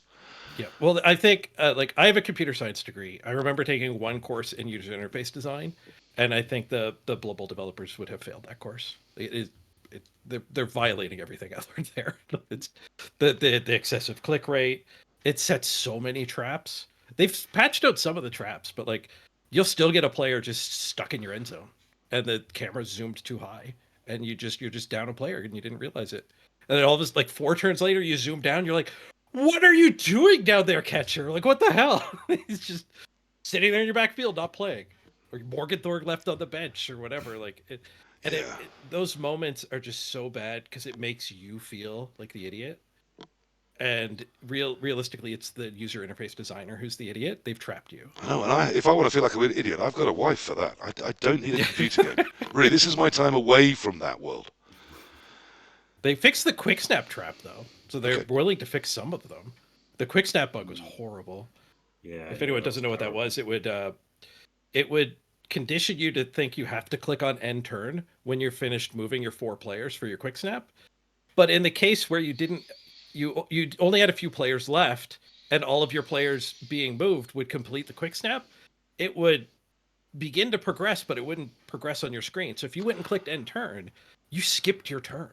Do you know, I think I did that once, and I had no idea what had happened. Yeah, and it's not your we've fault. all done It's it. like We all horrible did it. interface Everyone was playing design. at that time today. And I think those are the kind of things that might be like Nintendo encounters one of those and goes, nope, denied. Because Nintendo doesn't want to make their players feel like idiots. Yeah. And the only reason why I didn't feel worse, and like I did feel embarrassed because I'm streaming it too, but I know in the back of my head that like it's their fault, not mine. Like I'm the victim here. I got scammed. Like it's like a psychological thing. You know, somebody scams you out of a bunch of money, and you feel like you're an idiot. No, you're the victim. Yeah, let me tell you, as a performer, when I'm on stage, it might be someone else's missed cue that means I look like an idiot. But if there's 1,000 people watching me and I look like an idiot, I still feel terrible about that. And if there's 80, 100 people watching you stream and you make a fuck up, even if it's because of a bug, it still feels terrible. You're still explaining to them why it is. And again, it's not good for you. It's not good for the game. It's not good for the stream. It's pretty terrible.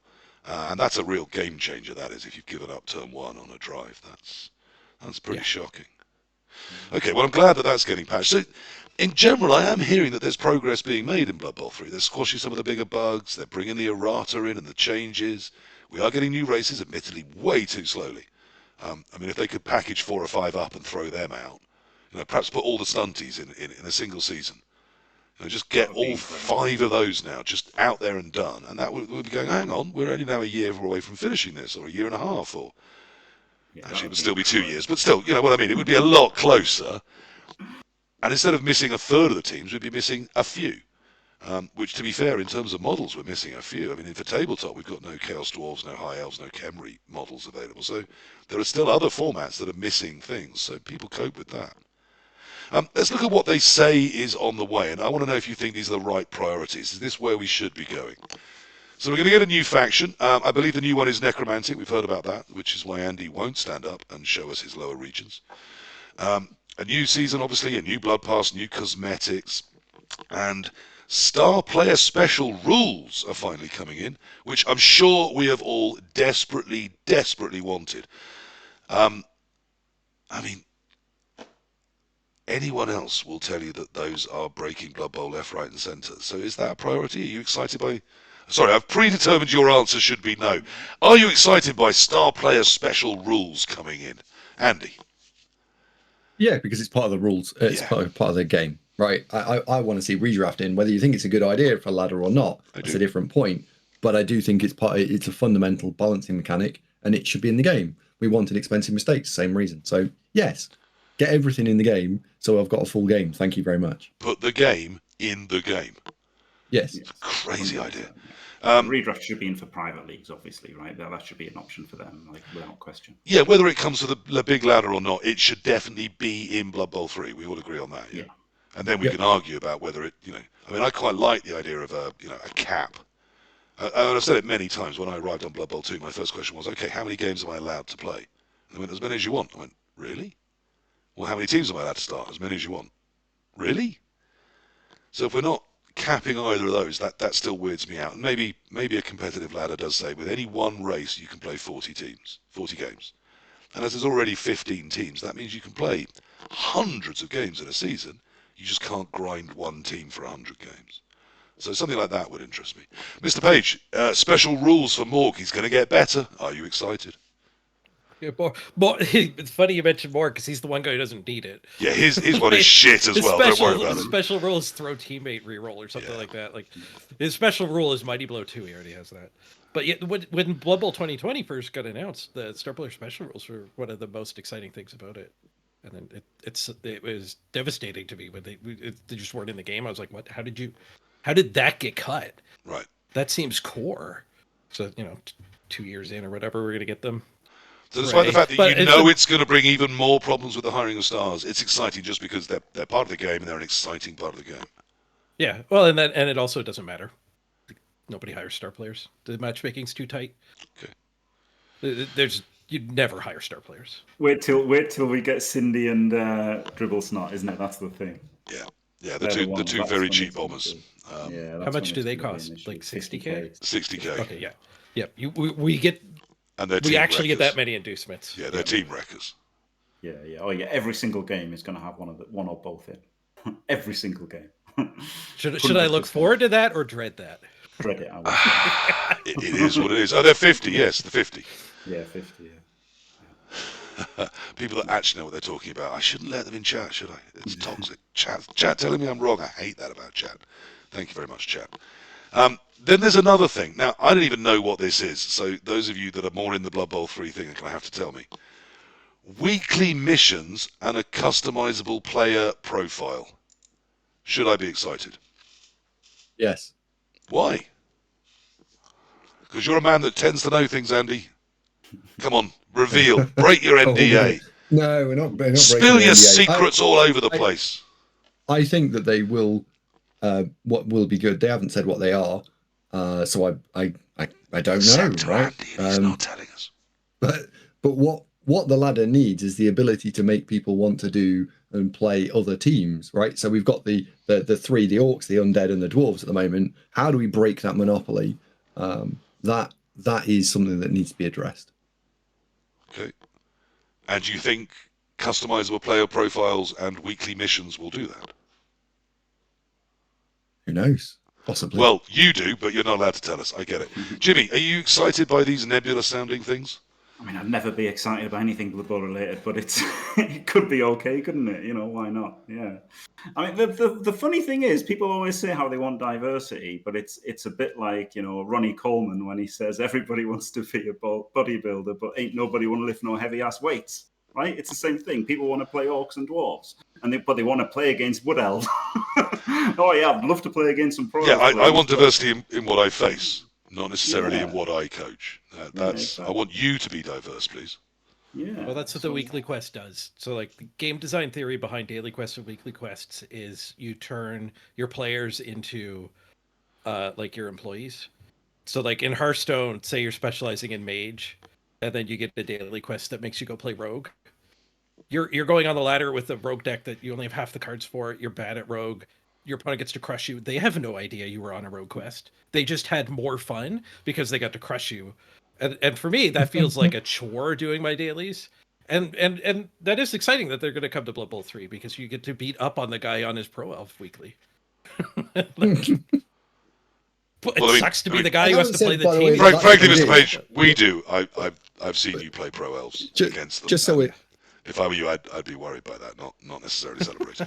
So we're clear, they haven't said that that's what it is, by the way, but we're insinuating that that's what it might be. Yeah, I mean, from other games, it feels like it's going to be that. And if you ever want some advice on how to play elves, then do ask.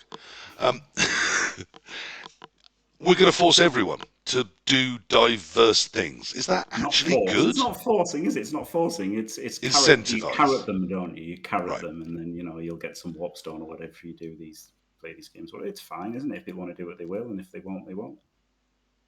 And actually, I've seen you play all sorts, haven't I, Mr. P? So you're going to be all over this, aren't you? The predatory microtransactions. If you want to pay for things, you pay for things. If you don't want to pay for things, you don't pay for things. If you want to do your dailies, you do your dailies. If you don't, you don't. Simple, isn't it?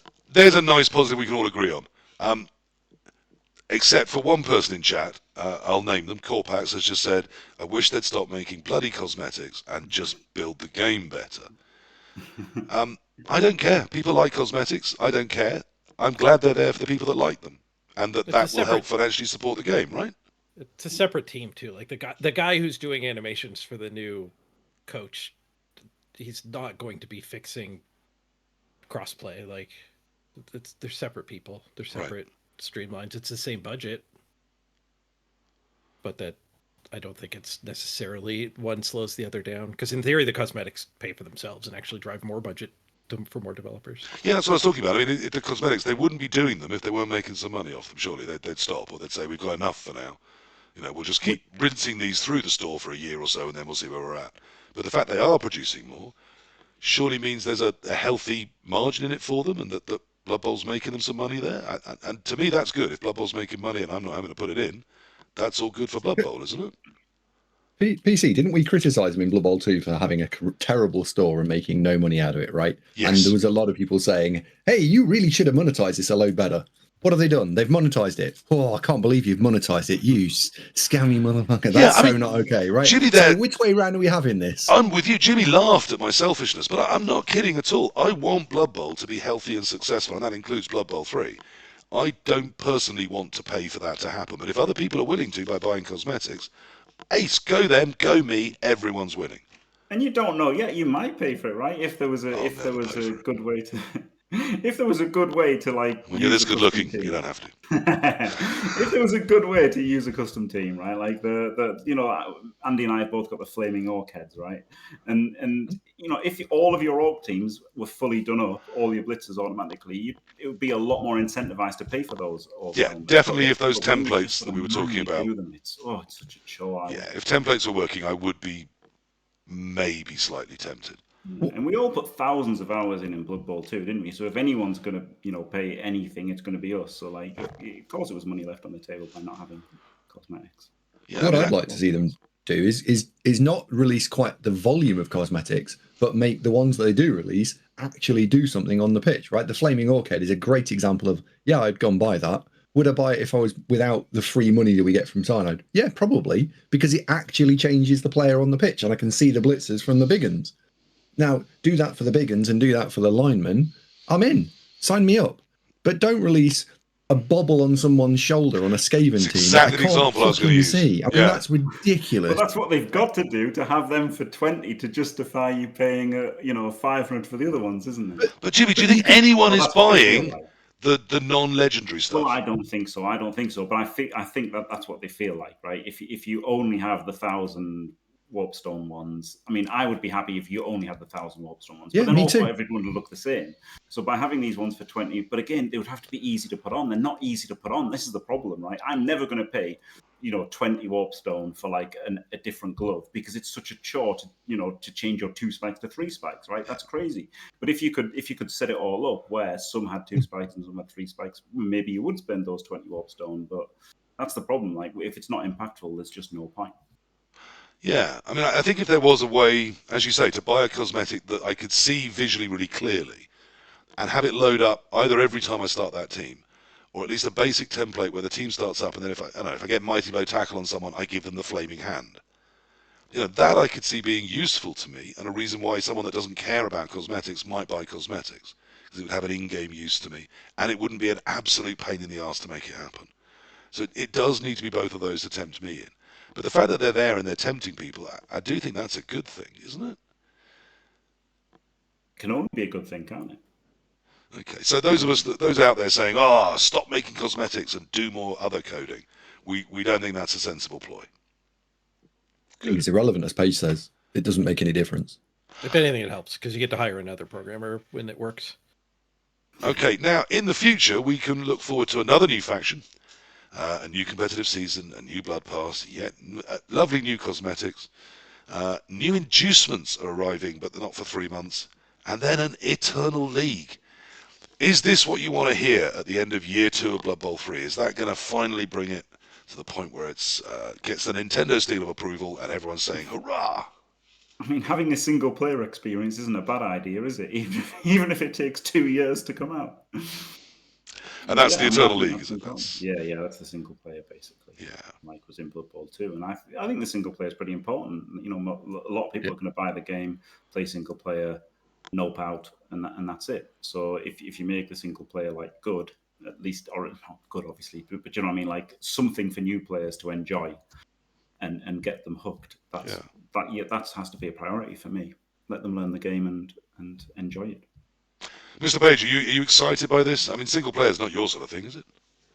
No, I haven't touched it at all. I didn't know what an Eternal League meant. So this is the first time hearing it's single player, and it's good for other people. That's kind of like what I was talking about with the Infinity Bowl ladder. Like, there's different ways to enjoy the game. Yeah.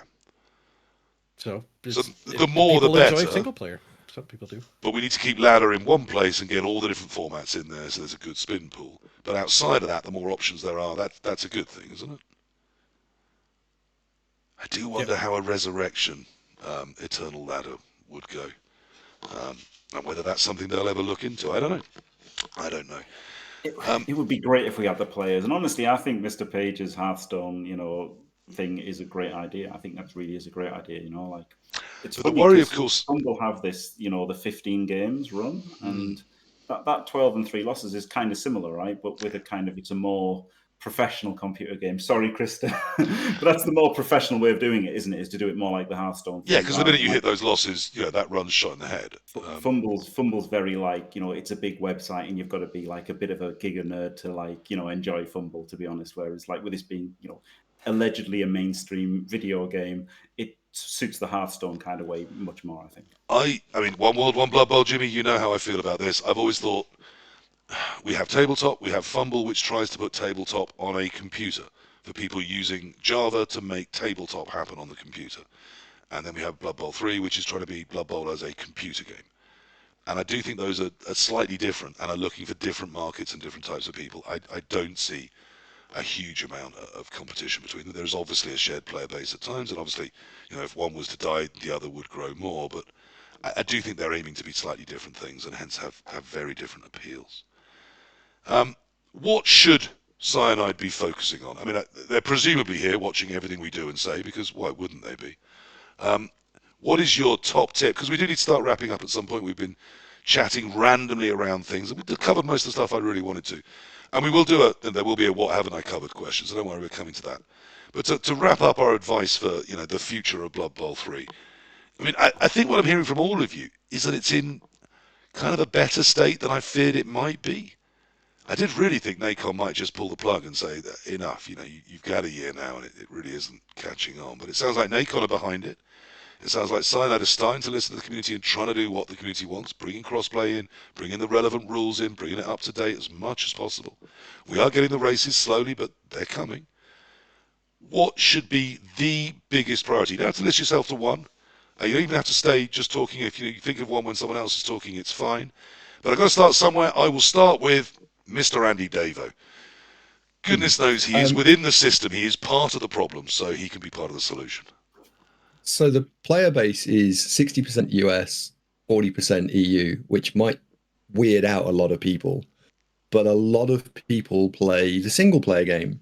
So the logical place to actually start is the Eternal League in Season 7 and nailing that. And then having people bleed across to the online multiplayer. Because the multiplayer is what keeps people. The single player is what would hook people initially. So I would start with an Eternal League. And if I was Cyanide and or Nacon, I would go and invest in some of the VIPs and get them to help build a solid Eternal League. Do not try and do it yourselves. Get us to help you. So they should pay money to hire an AndyDavo to come and sit with them, tell them how to do it. And the JimmyFantastic make me VIP, you idiots! Help me to help you! I don't even think they'd need to pay us. I mean, sure, if you want to throw money at us, sure. But all three of us here stream, and a rising tide would lift all boats, right? If it would be a good thing if it had more player base, we would get paid indirectly, I suppose, if you want to look at it from a financials perspective. But if you put three streamers in a room and ask them what the answer is, you usually get at least 4 answers, don't you? You do. And but your point you said earlier, which made it sound very much like it was a dictatorship, but it was you just need some leadership. You need to pick a couple of ideas and say, we are doing this. Yeah. Does it work? Yes. It might not be the thing to everyone's taste, but at least if it was picked by people in the Blood Bowl community, it would be broadly a good thing. And you've got to aim it not at a streamer, but as a random player coming in. What does that look like? Andy, I swear to you, I'm a good human that does not believe in totalitarianism or dictatorships, except when it comes to things like this. Yeah, I think you've got to do it. You've got to pick, and we're doing this. Famously, I did run the tournaments on Fumble for a while during one of its very successful periods, and I did it by just doing what I thought was right. And there was a couple of voices I listened to, but literally 1 or 2 people. And other than that, I did what I felt was right. Sometimes against the will of the public, but because I was right and proven so every single time, it worked very well and people loved it. Sometimes you just need to have that level of confidence, push through and make it happen. Committees don't solve issues like this very well. They end up with compromises that are usually bullshit. One more, you said. I have one more. And the other one is to go and look at the UI. The in-game UI, and Paige and Jimmy have talked about this, different things with the multi-clicker and the gotchas and all the rest of it. I think that they should hire someone to go and look at that and work through it and fix a lot of the problems. Because if you made the game a fun experience, you've now captured the new player using the new single-player mode that you've set up, and the whole thing's not a torturous pain in the arse. And at that point, you could actually then spend your marketing budget on it, and you could go and sell the game. to new players, because that's who you're going at, because this is mainstream. Because So I can would aim at ironically those two joke about things. that sense of achievement of, hooray, I've managed to actually make this game play Blood Bowl. But it really shouldn't be that hard, should it? It shouldn't be that hard. And again, the VIP group, the community at large, I would think would be very able to go and point at some very obvious gotchas and say, fix this first. And if we gave them a list of 50 things, we could then rank them and give them a score of like 1 through 10 being painful to meh. And they could look at them and say, oh, that's easy to fix. Oh, we didn't know about that. Or we do this. And do that. That would make a lot of sense. There are other things, right? If you want me to talk for the next half an hour, I could give you a list. But I'm prepared to come back for another couple of priorities, but let's bring the other guys in first in case they've got things to say that you would come in on. One thing I would say I've said before, which is I must have played probably 7 different versions of Blood Bowl now. Blood Bowl 1, 2, 3. There's been at least 2, if not 3 clients on Fumble. There was a mobile game I played briefly. There was a very old PC game I used to occasionally fiddle around with, as well as Chaos League, which of course preceded all these Cyanide games. This is without a doubt the least user-friendly user interface I've ever played Blood Bowl with. Mm-hmm. And that's remarkable when you could look at all that history and say, what can we learn from them? It's the least friendly video game I've played. It's the only one that calls me iPay. Someone 1. did say earlier in the chat, Jimmy, that it's currently the 33rd worst reviewed game on Steam.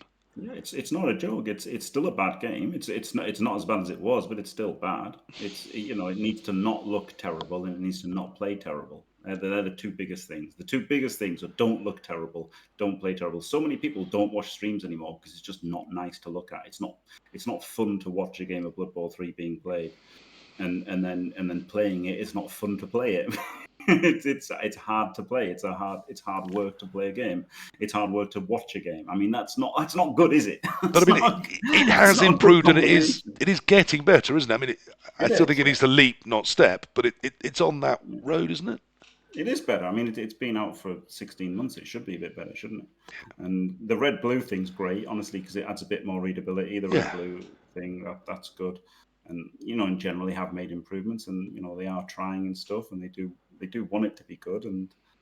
But I think that's the biggest thing. And then also new players, right? Like get the single player in and like tutorials and stuff. Like people are just going to play this game. What the fuck is this? And then, stop. And as a couple of people have pointed out in the chat, that belief in Cyanide's ability to fix it has been massively eroded or utterly destroyed in some people, hasn't it? Honestly, it's not faith in Cyanide. The problem was when the beta came out, we all looked at it and we're like, this is just fundamentally broken. Yeah. And loads of us had no hope for it because they're not going to remake the whole game, right? They're just not, and they haven't.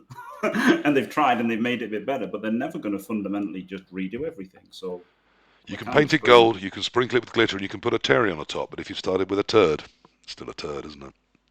Just a shiny one. The fundamental decisions have always, it's always limited. It's never going to be great. But I mean, they could make it a bit better. They could keep making it a bit better. And hopefully, it becomes good enough. God, it feels like I need a ray of light, some positivity in this darkness, Jimmy. And when I need that, I turn to Mr. Page, the original Blood Bowl 3 cheerleader. What does it need, my friend? What's going to keep you even happier? I agree with what the other one said, but something that more realistic, like a UI overhaul, would be the best. What they'll actually work on, though, is what you do when you click play. So the rules on the ladder they're experimenting with, we know they'll tweak those. So I hope they find a good part for that. And I think the best way forward there is to give us 2 queues. You generally don't want to split your player base, but I think the joy you get from Infinity Bowl and the joy you get from NAF tournaments are different enough that splitting them would be the best way forward. So give us Infinity Ladder and stop trying to nerf it so it's fun for the other group, and give us a NAF 12 wins before 3 losses gauntlet run. And I think I would love that, honestly. And now that we've joined the platforms, we might have enough of a player base to support 2 competitive streams at once. You think, especially with the crossplay, yeah. But also, like you have to realize, like when you're splitting your player pool, and that's just bad. That adage, that rule of thumb, comes from a game like PUBG putting another map out. Another map is not a fundamentally different way to enjoy the game. If you actually stop trying to appeal to all the players at the ladder and let the ladder be for one group and the gauntlet run be for the other group, I think Blood Bowl is just going to be way better, and it would grow. It wouldn't shrink. You would have Yeah, I more agree. than twice as many people on the ladder. Yeah, I mean, I've got to agree. I do think there are a lot of people who the idea of this huge, unlimited, limited races just doesn't appeal to them. But if you said, oh, hang on, you can go on and play, 10 games a season, but you can do it, and you already get 6 skills because it's a NAF style build, people will understand what that is, and I think it's more attractive for those very limited numbers of games as well. Because you know exactly what you've got, and you'll be facing something reasonably evenly matched, unless Andy's done the rule set, in which case, obviously take Necro. Um, I do think there are players out there that would want that are not playing the ladder. But we would split some down, obviously, yeah. Okay, Andy, you had some more for us. So we've heard what the other guys are saying. What would you want else coming in? Just the big ones. We're not looking for the whole shopping Just the list. big ones. All right. So the private league tools, I think, need more in-game changes, and it's clear that running a private league is still, it's possible to make mistakes. It's definitely a problem, right? It is. You can't see your next match day. Why can't you see your next match day inside the game? That's bonkers. Joining a private league is still, unless you've got a how-to guide, good luck with that. It's a pain in the arse. And the generally inside the game is also a bit of a hodgepodge. But I think I would focus on the different game modes. I think is probably the best way to sum this up. Go and look at the ladder. Go and look at the private league game matchmaking. Private leagues, and make sure that both of those ways to play the game are actually easy, accessible, and fun. I would very much like to see something inside the game permanently which advertises all the different private leagues that are out there. The number of people that say, oh, what are you playing in now? Oh, that's OCC. How the hell do you join that? Or UKBBL or Rebel or any of the other big leagues that are out there. Yeah. I mean, I don't even know what they are. So how the hell am I going to join them? There's no in-game chat. So you need something that is a staple that says, if you don't like Infinity Bowl, try this. Go do that. Yeah. And that, again, we could run that outside the league in a web page. All the Cyanide would need, Nacon Cyanide need to do is host us some web space and link everything. And you just check the links every so often to make sure that they don't send you to something naughty, and you're fine, right? It's not that difficult. What else have I got written down on there? We need some more teams. I mean, we've only mentioned it 15 times or something, right? Having 17 out of the 29 teams is a bit balmy. I think the problem here is they're trying to run a business. They've set the business model up to release teams every 3 months. We want all the teams. They will immediately then go, what do we do now? So I think we are probably never going to get all the teams in a finished state because they're not looking to release the game as it was in Blood Bowl 2, where you got 5 years of the same game. That doesn't make them any money. So as much as I want all the teams, I'm not sure that that's going to be a realistic aim. I think them dribbling out is how they keep it as a live service where people keep cashing in. Sadly, I think you're right. I think that's probably one we're not going to talk them out of. So I've got maybe two final. They can speed it up. I've got 2 final questions for the panel because we do need to wrap this up. This is starting to go on too long. The first one, I guess, is where I faux started this. It's a yes or a no, and there's 2 parts to it. I am in the position with my real life job now where I do have a bit more free time. Should I be putting that? I've already signed up for some weekend tournaments I'm going to. I'm going in a few weeks to Loughborough to play in the Home Nations. I'm very proud of that. I'm captaining the Barbarian side there. More on that in next week's show where we talk about tabletop stuff. And I will reveal the Barbarian roster, the 7 fantastic Blood Bowl players that have agreed to come and play alongside me. I'm very, very thrilled about all of them. I've got some of the best talent in the world playing Blood Bowl alongside me. I think we're going to give Team England a kicking, frankly, not only a run for their money. I think we plan to win it. So I am playing some tabletop.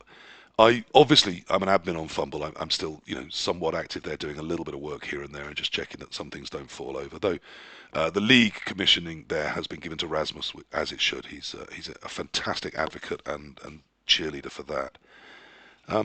So my 2-part question for you all is: shall I be playing Blood Bowl 3?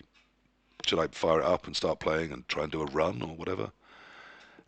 And is it actually worth me streaming again? Is there Is it going to be fun? Are people going to enjoy watching that happen? Now, hopefully, some people will leave some comments, on other ways, telling me about those two questions of mine. But I just want, you know me, guys. I've met two of you, Andy and Jimmy. We've met many times in real life. You know that what you see when you see me on this is what you see when you see me in the real world. You know who I am. You know how I play. Mr. Page, I would count you as a friend, just an online one at this moment, but I'm sure we'll meet one day. We've chatted. You know what I'm all about. Is it for me? Will I enjoy myself if I'm playing Blood Bowl 3? And should I come back to the streaming world? Should I try and do a bit of that as well? Jimmy, what do you think? Yes to both. Okay. There you go. We all want to hear about Sir Ian McKellen. He's a lovely man. Lovely man. At 85, it's incredible that he's doing a 3-hour, 3/4 show every night. And you Absolutely played a lot of incredible. Blood Bowl too, didn't you? You played a lot of Blood Bowl too, so and it's new rules, like it's okay. I actually don't prefer the new rules. Funnily enough, I think it's obviously good that we've got the real rules. Like that's kind of essential, right? It's going to die if you Even if play they're worse, rules. we have to stay with the Yeah. real rules. We just have to.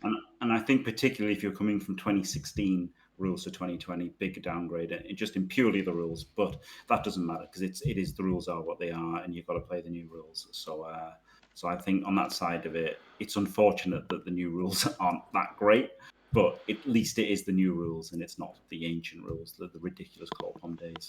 Well, I started with the one I feared might be negative, who might say only just come back to the Blood Bowl Super League, but only if you don't beat me in the final. Andy, should I be playing Blood Bowl 3? Should I be streaming? For the streaming question, I think the answer is yes. I think that streaming on Twitch is an ecosystem, and it needs more streamers.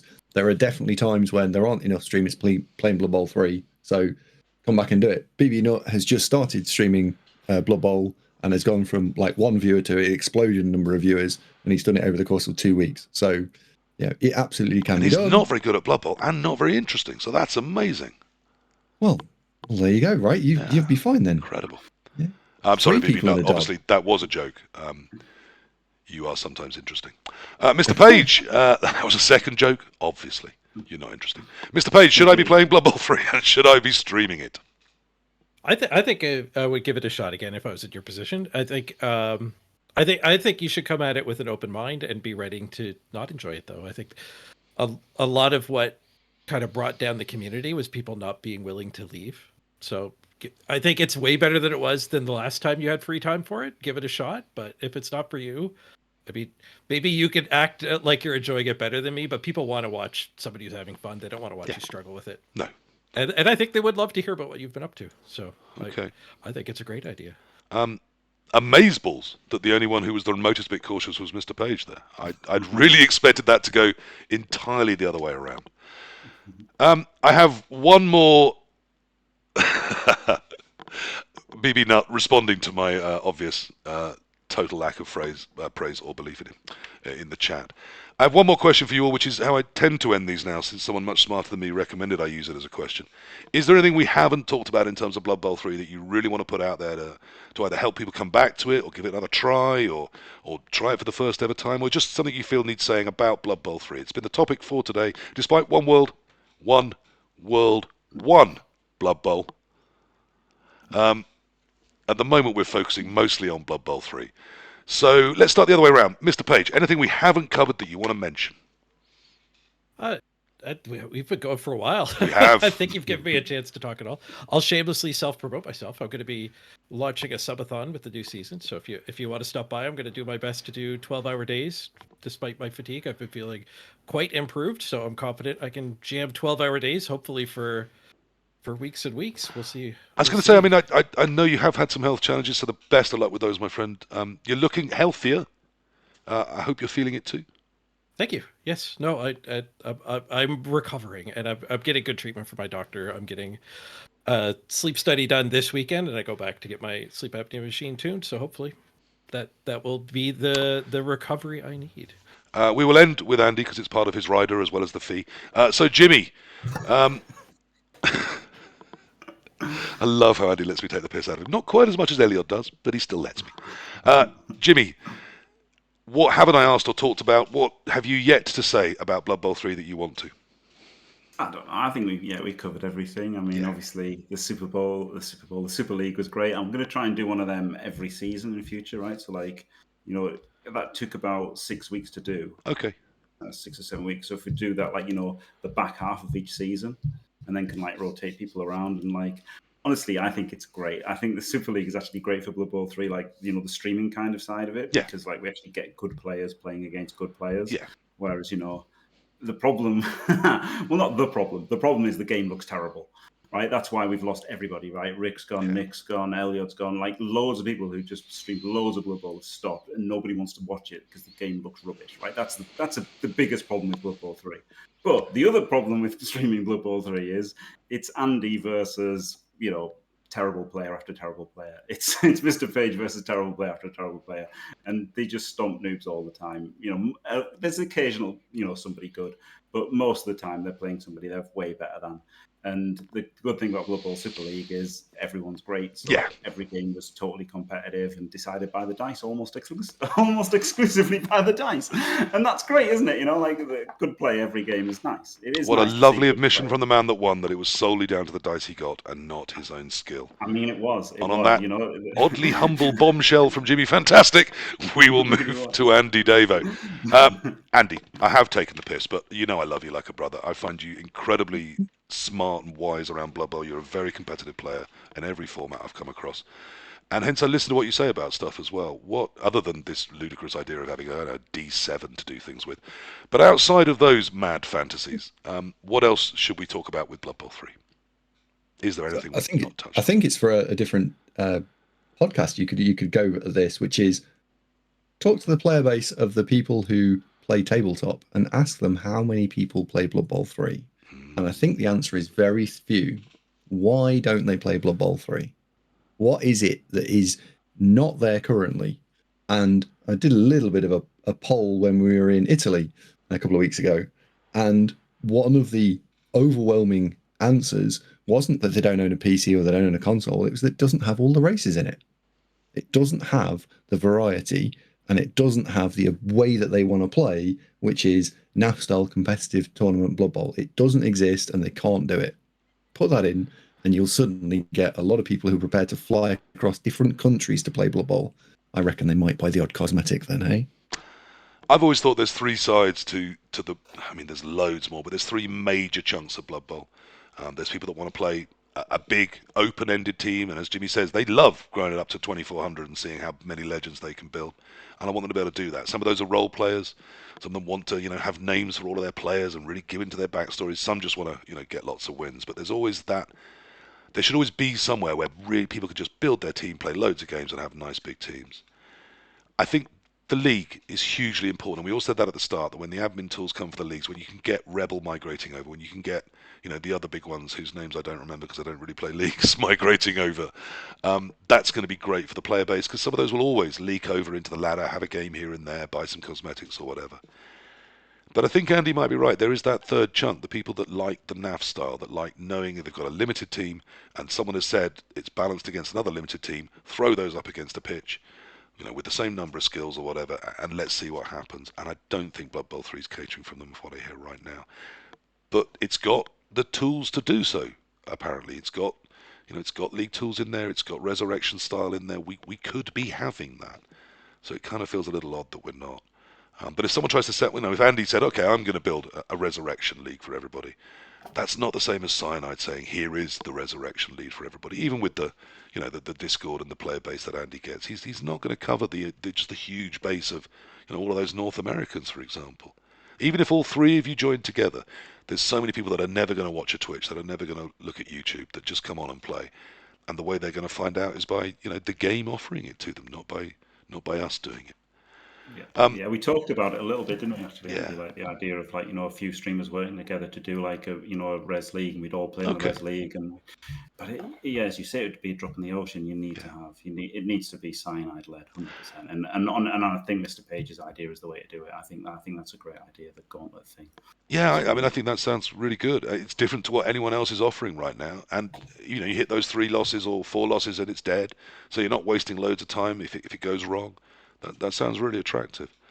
Jimmy, coming back to that, I think if you did, I would be able to name you over half of the people that would take part in that league, because they're the ones that are in the chats, they're the ones that take part in things, they're the ones that we all know their names.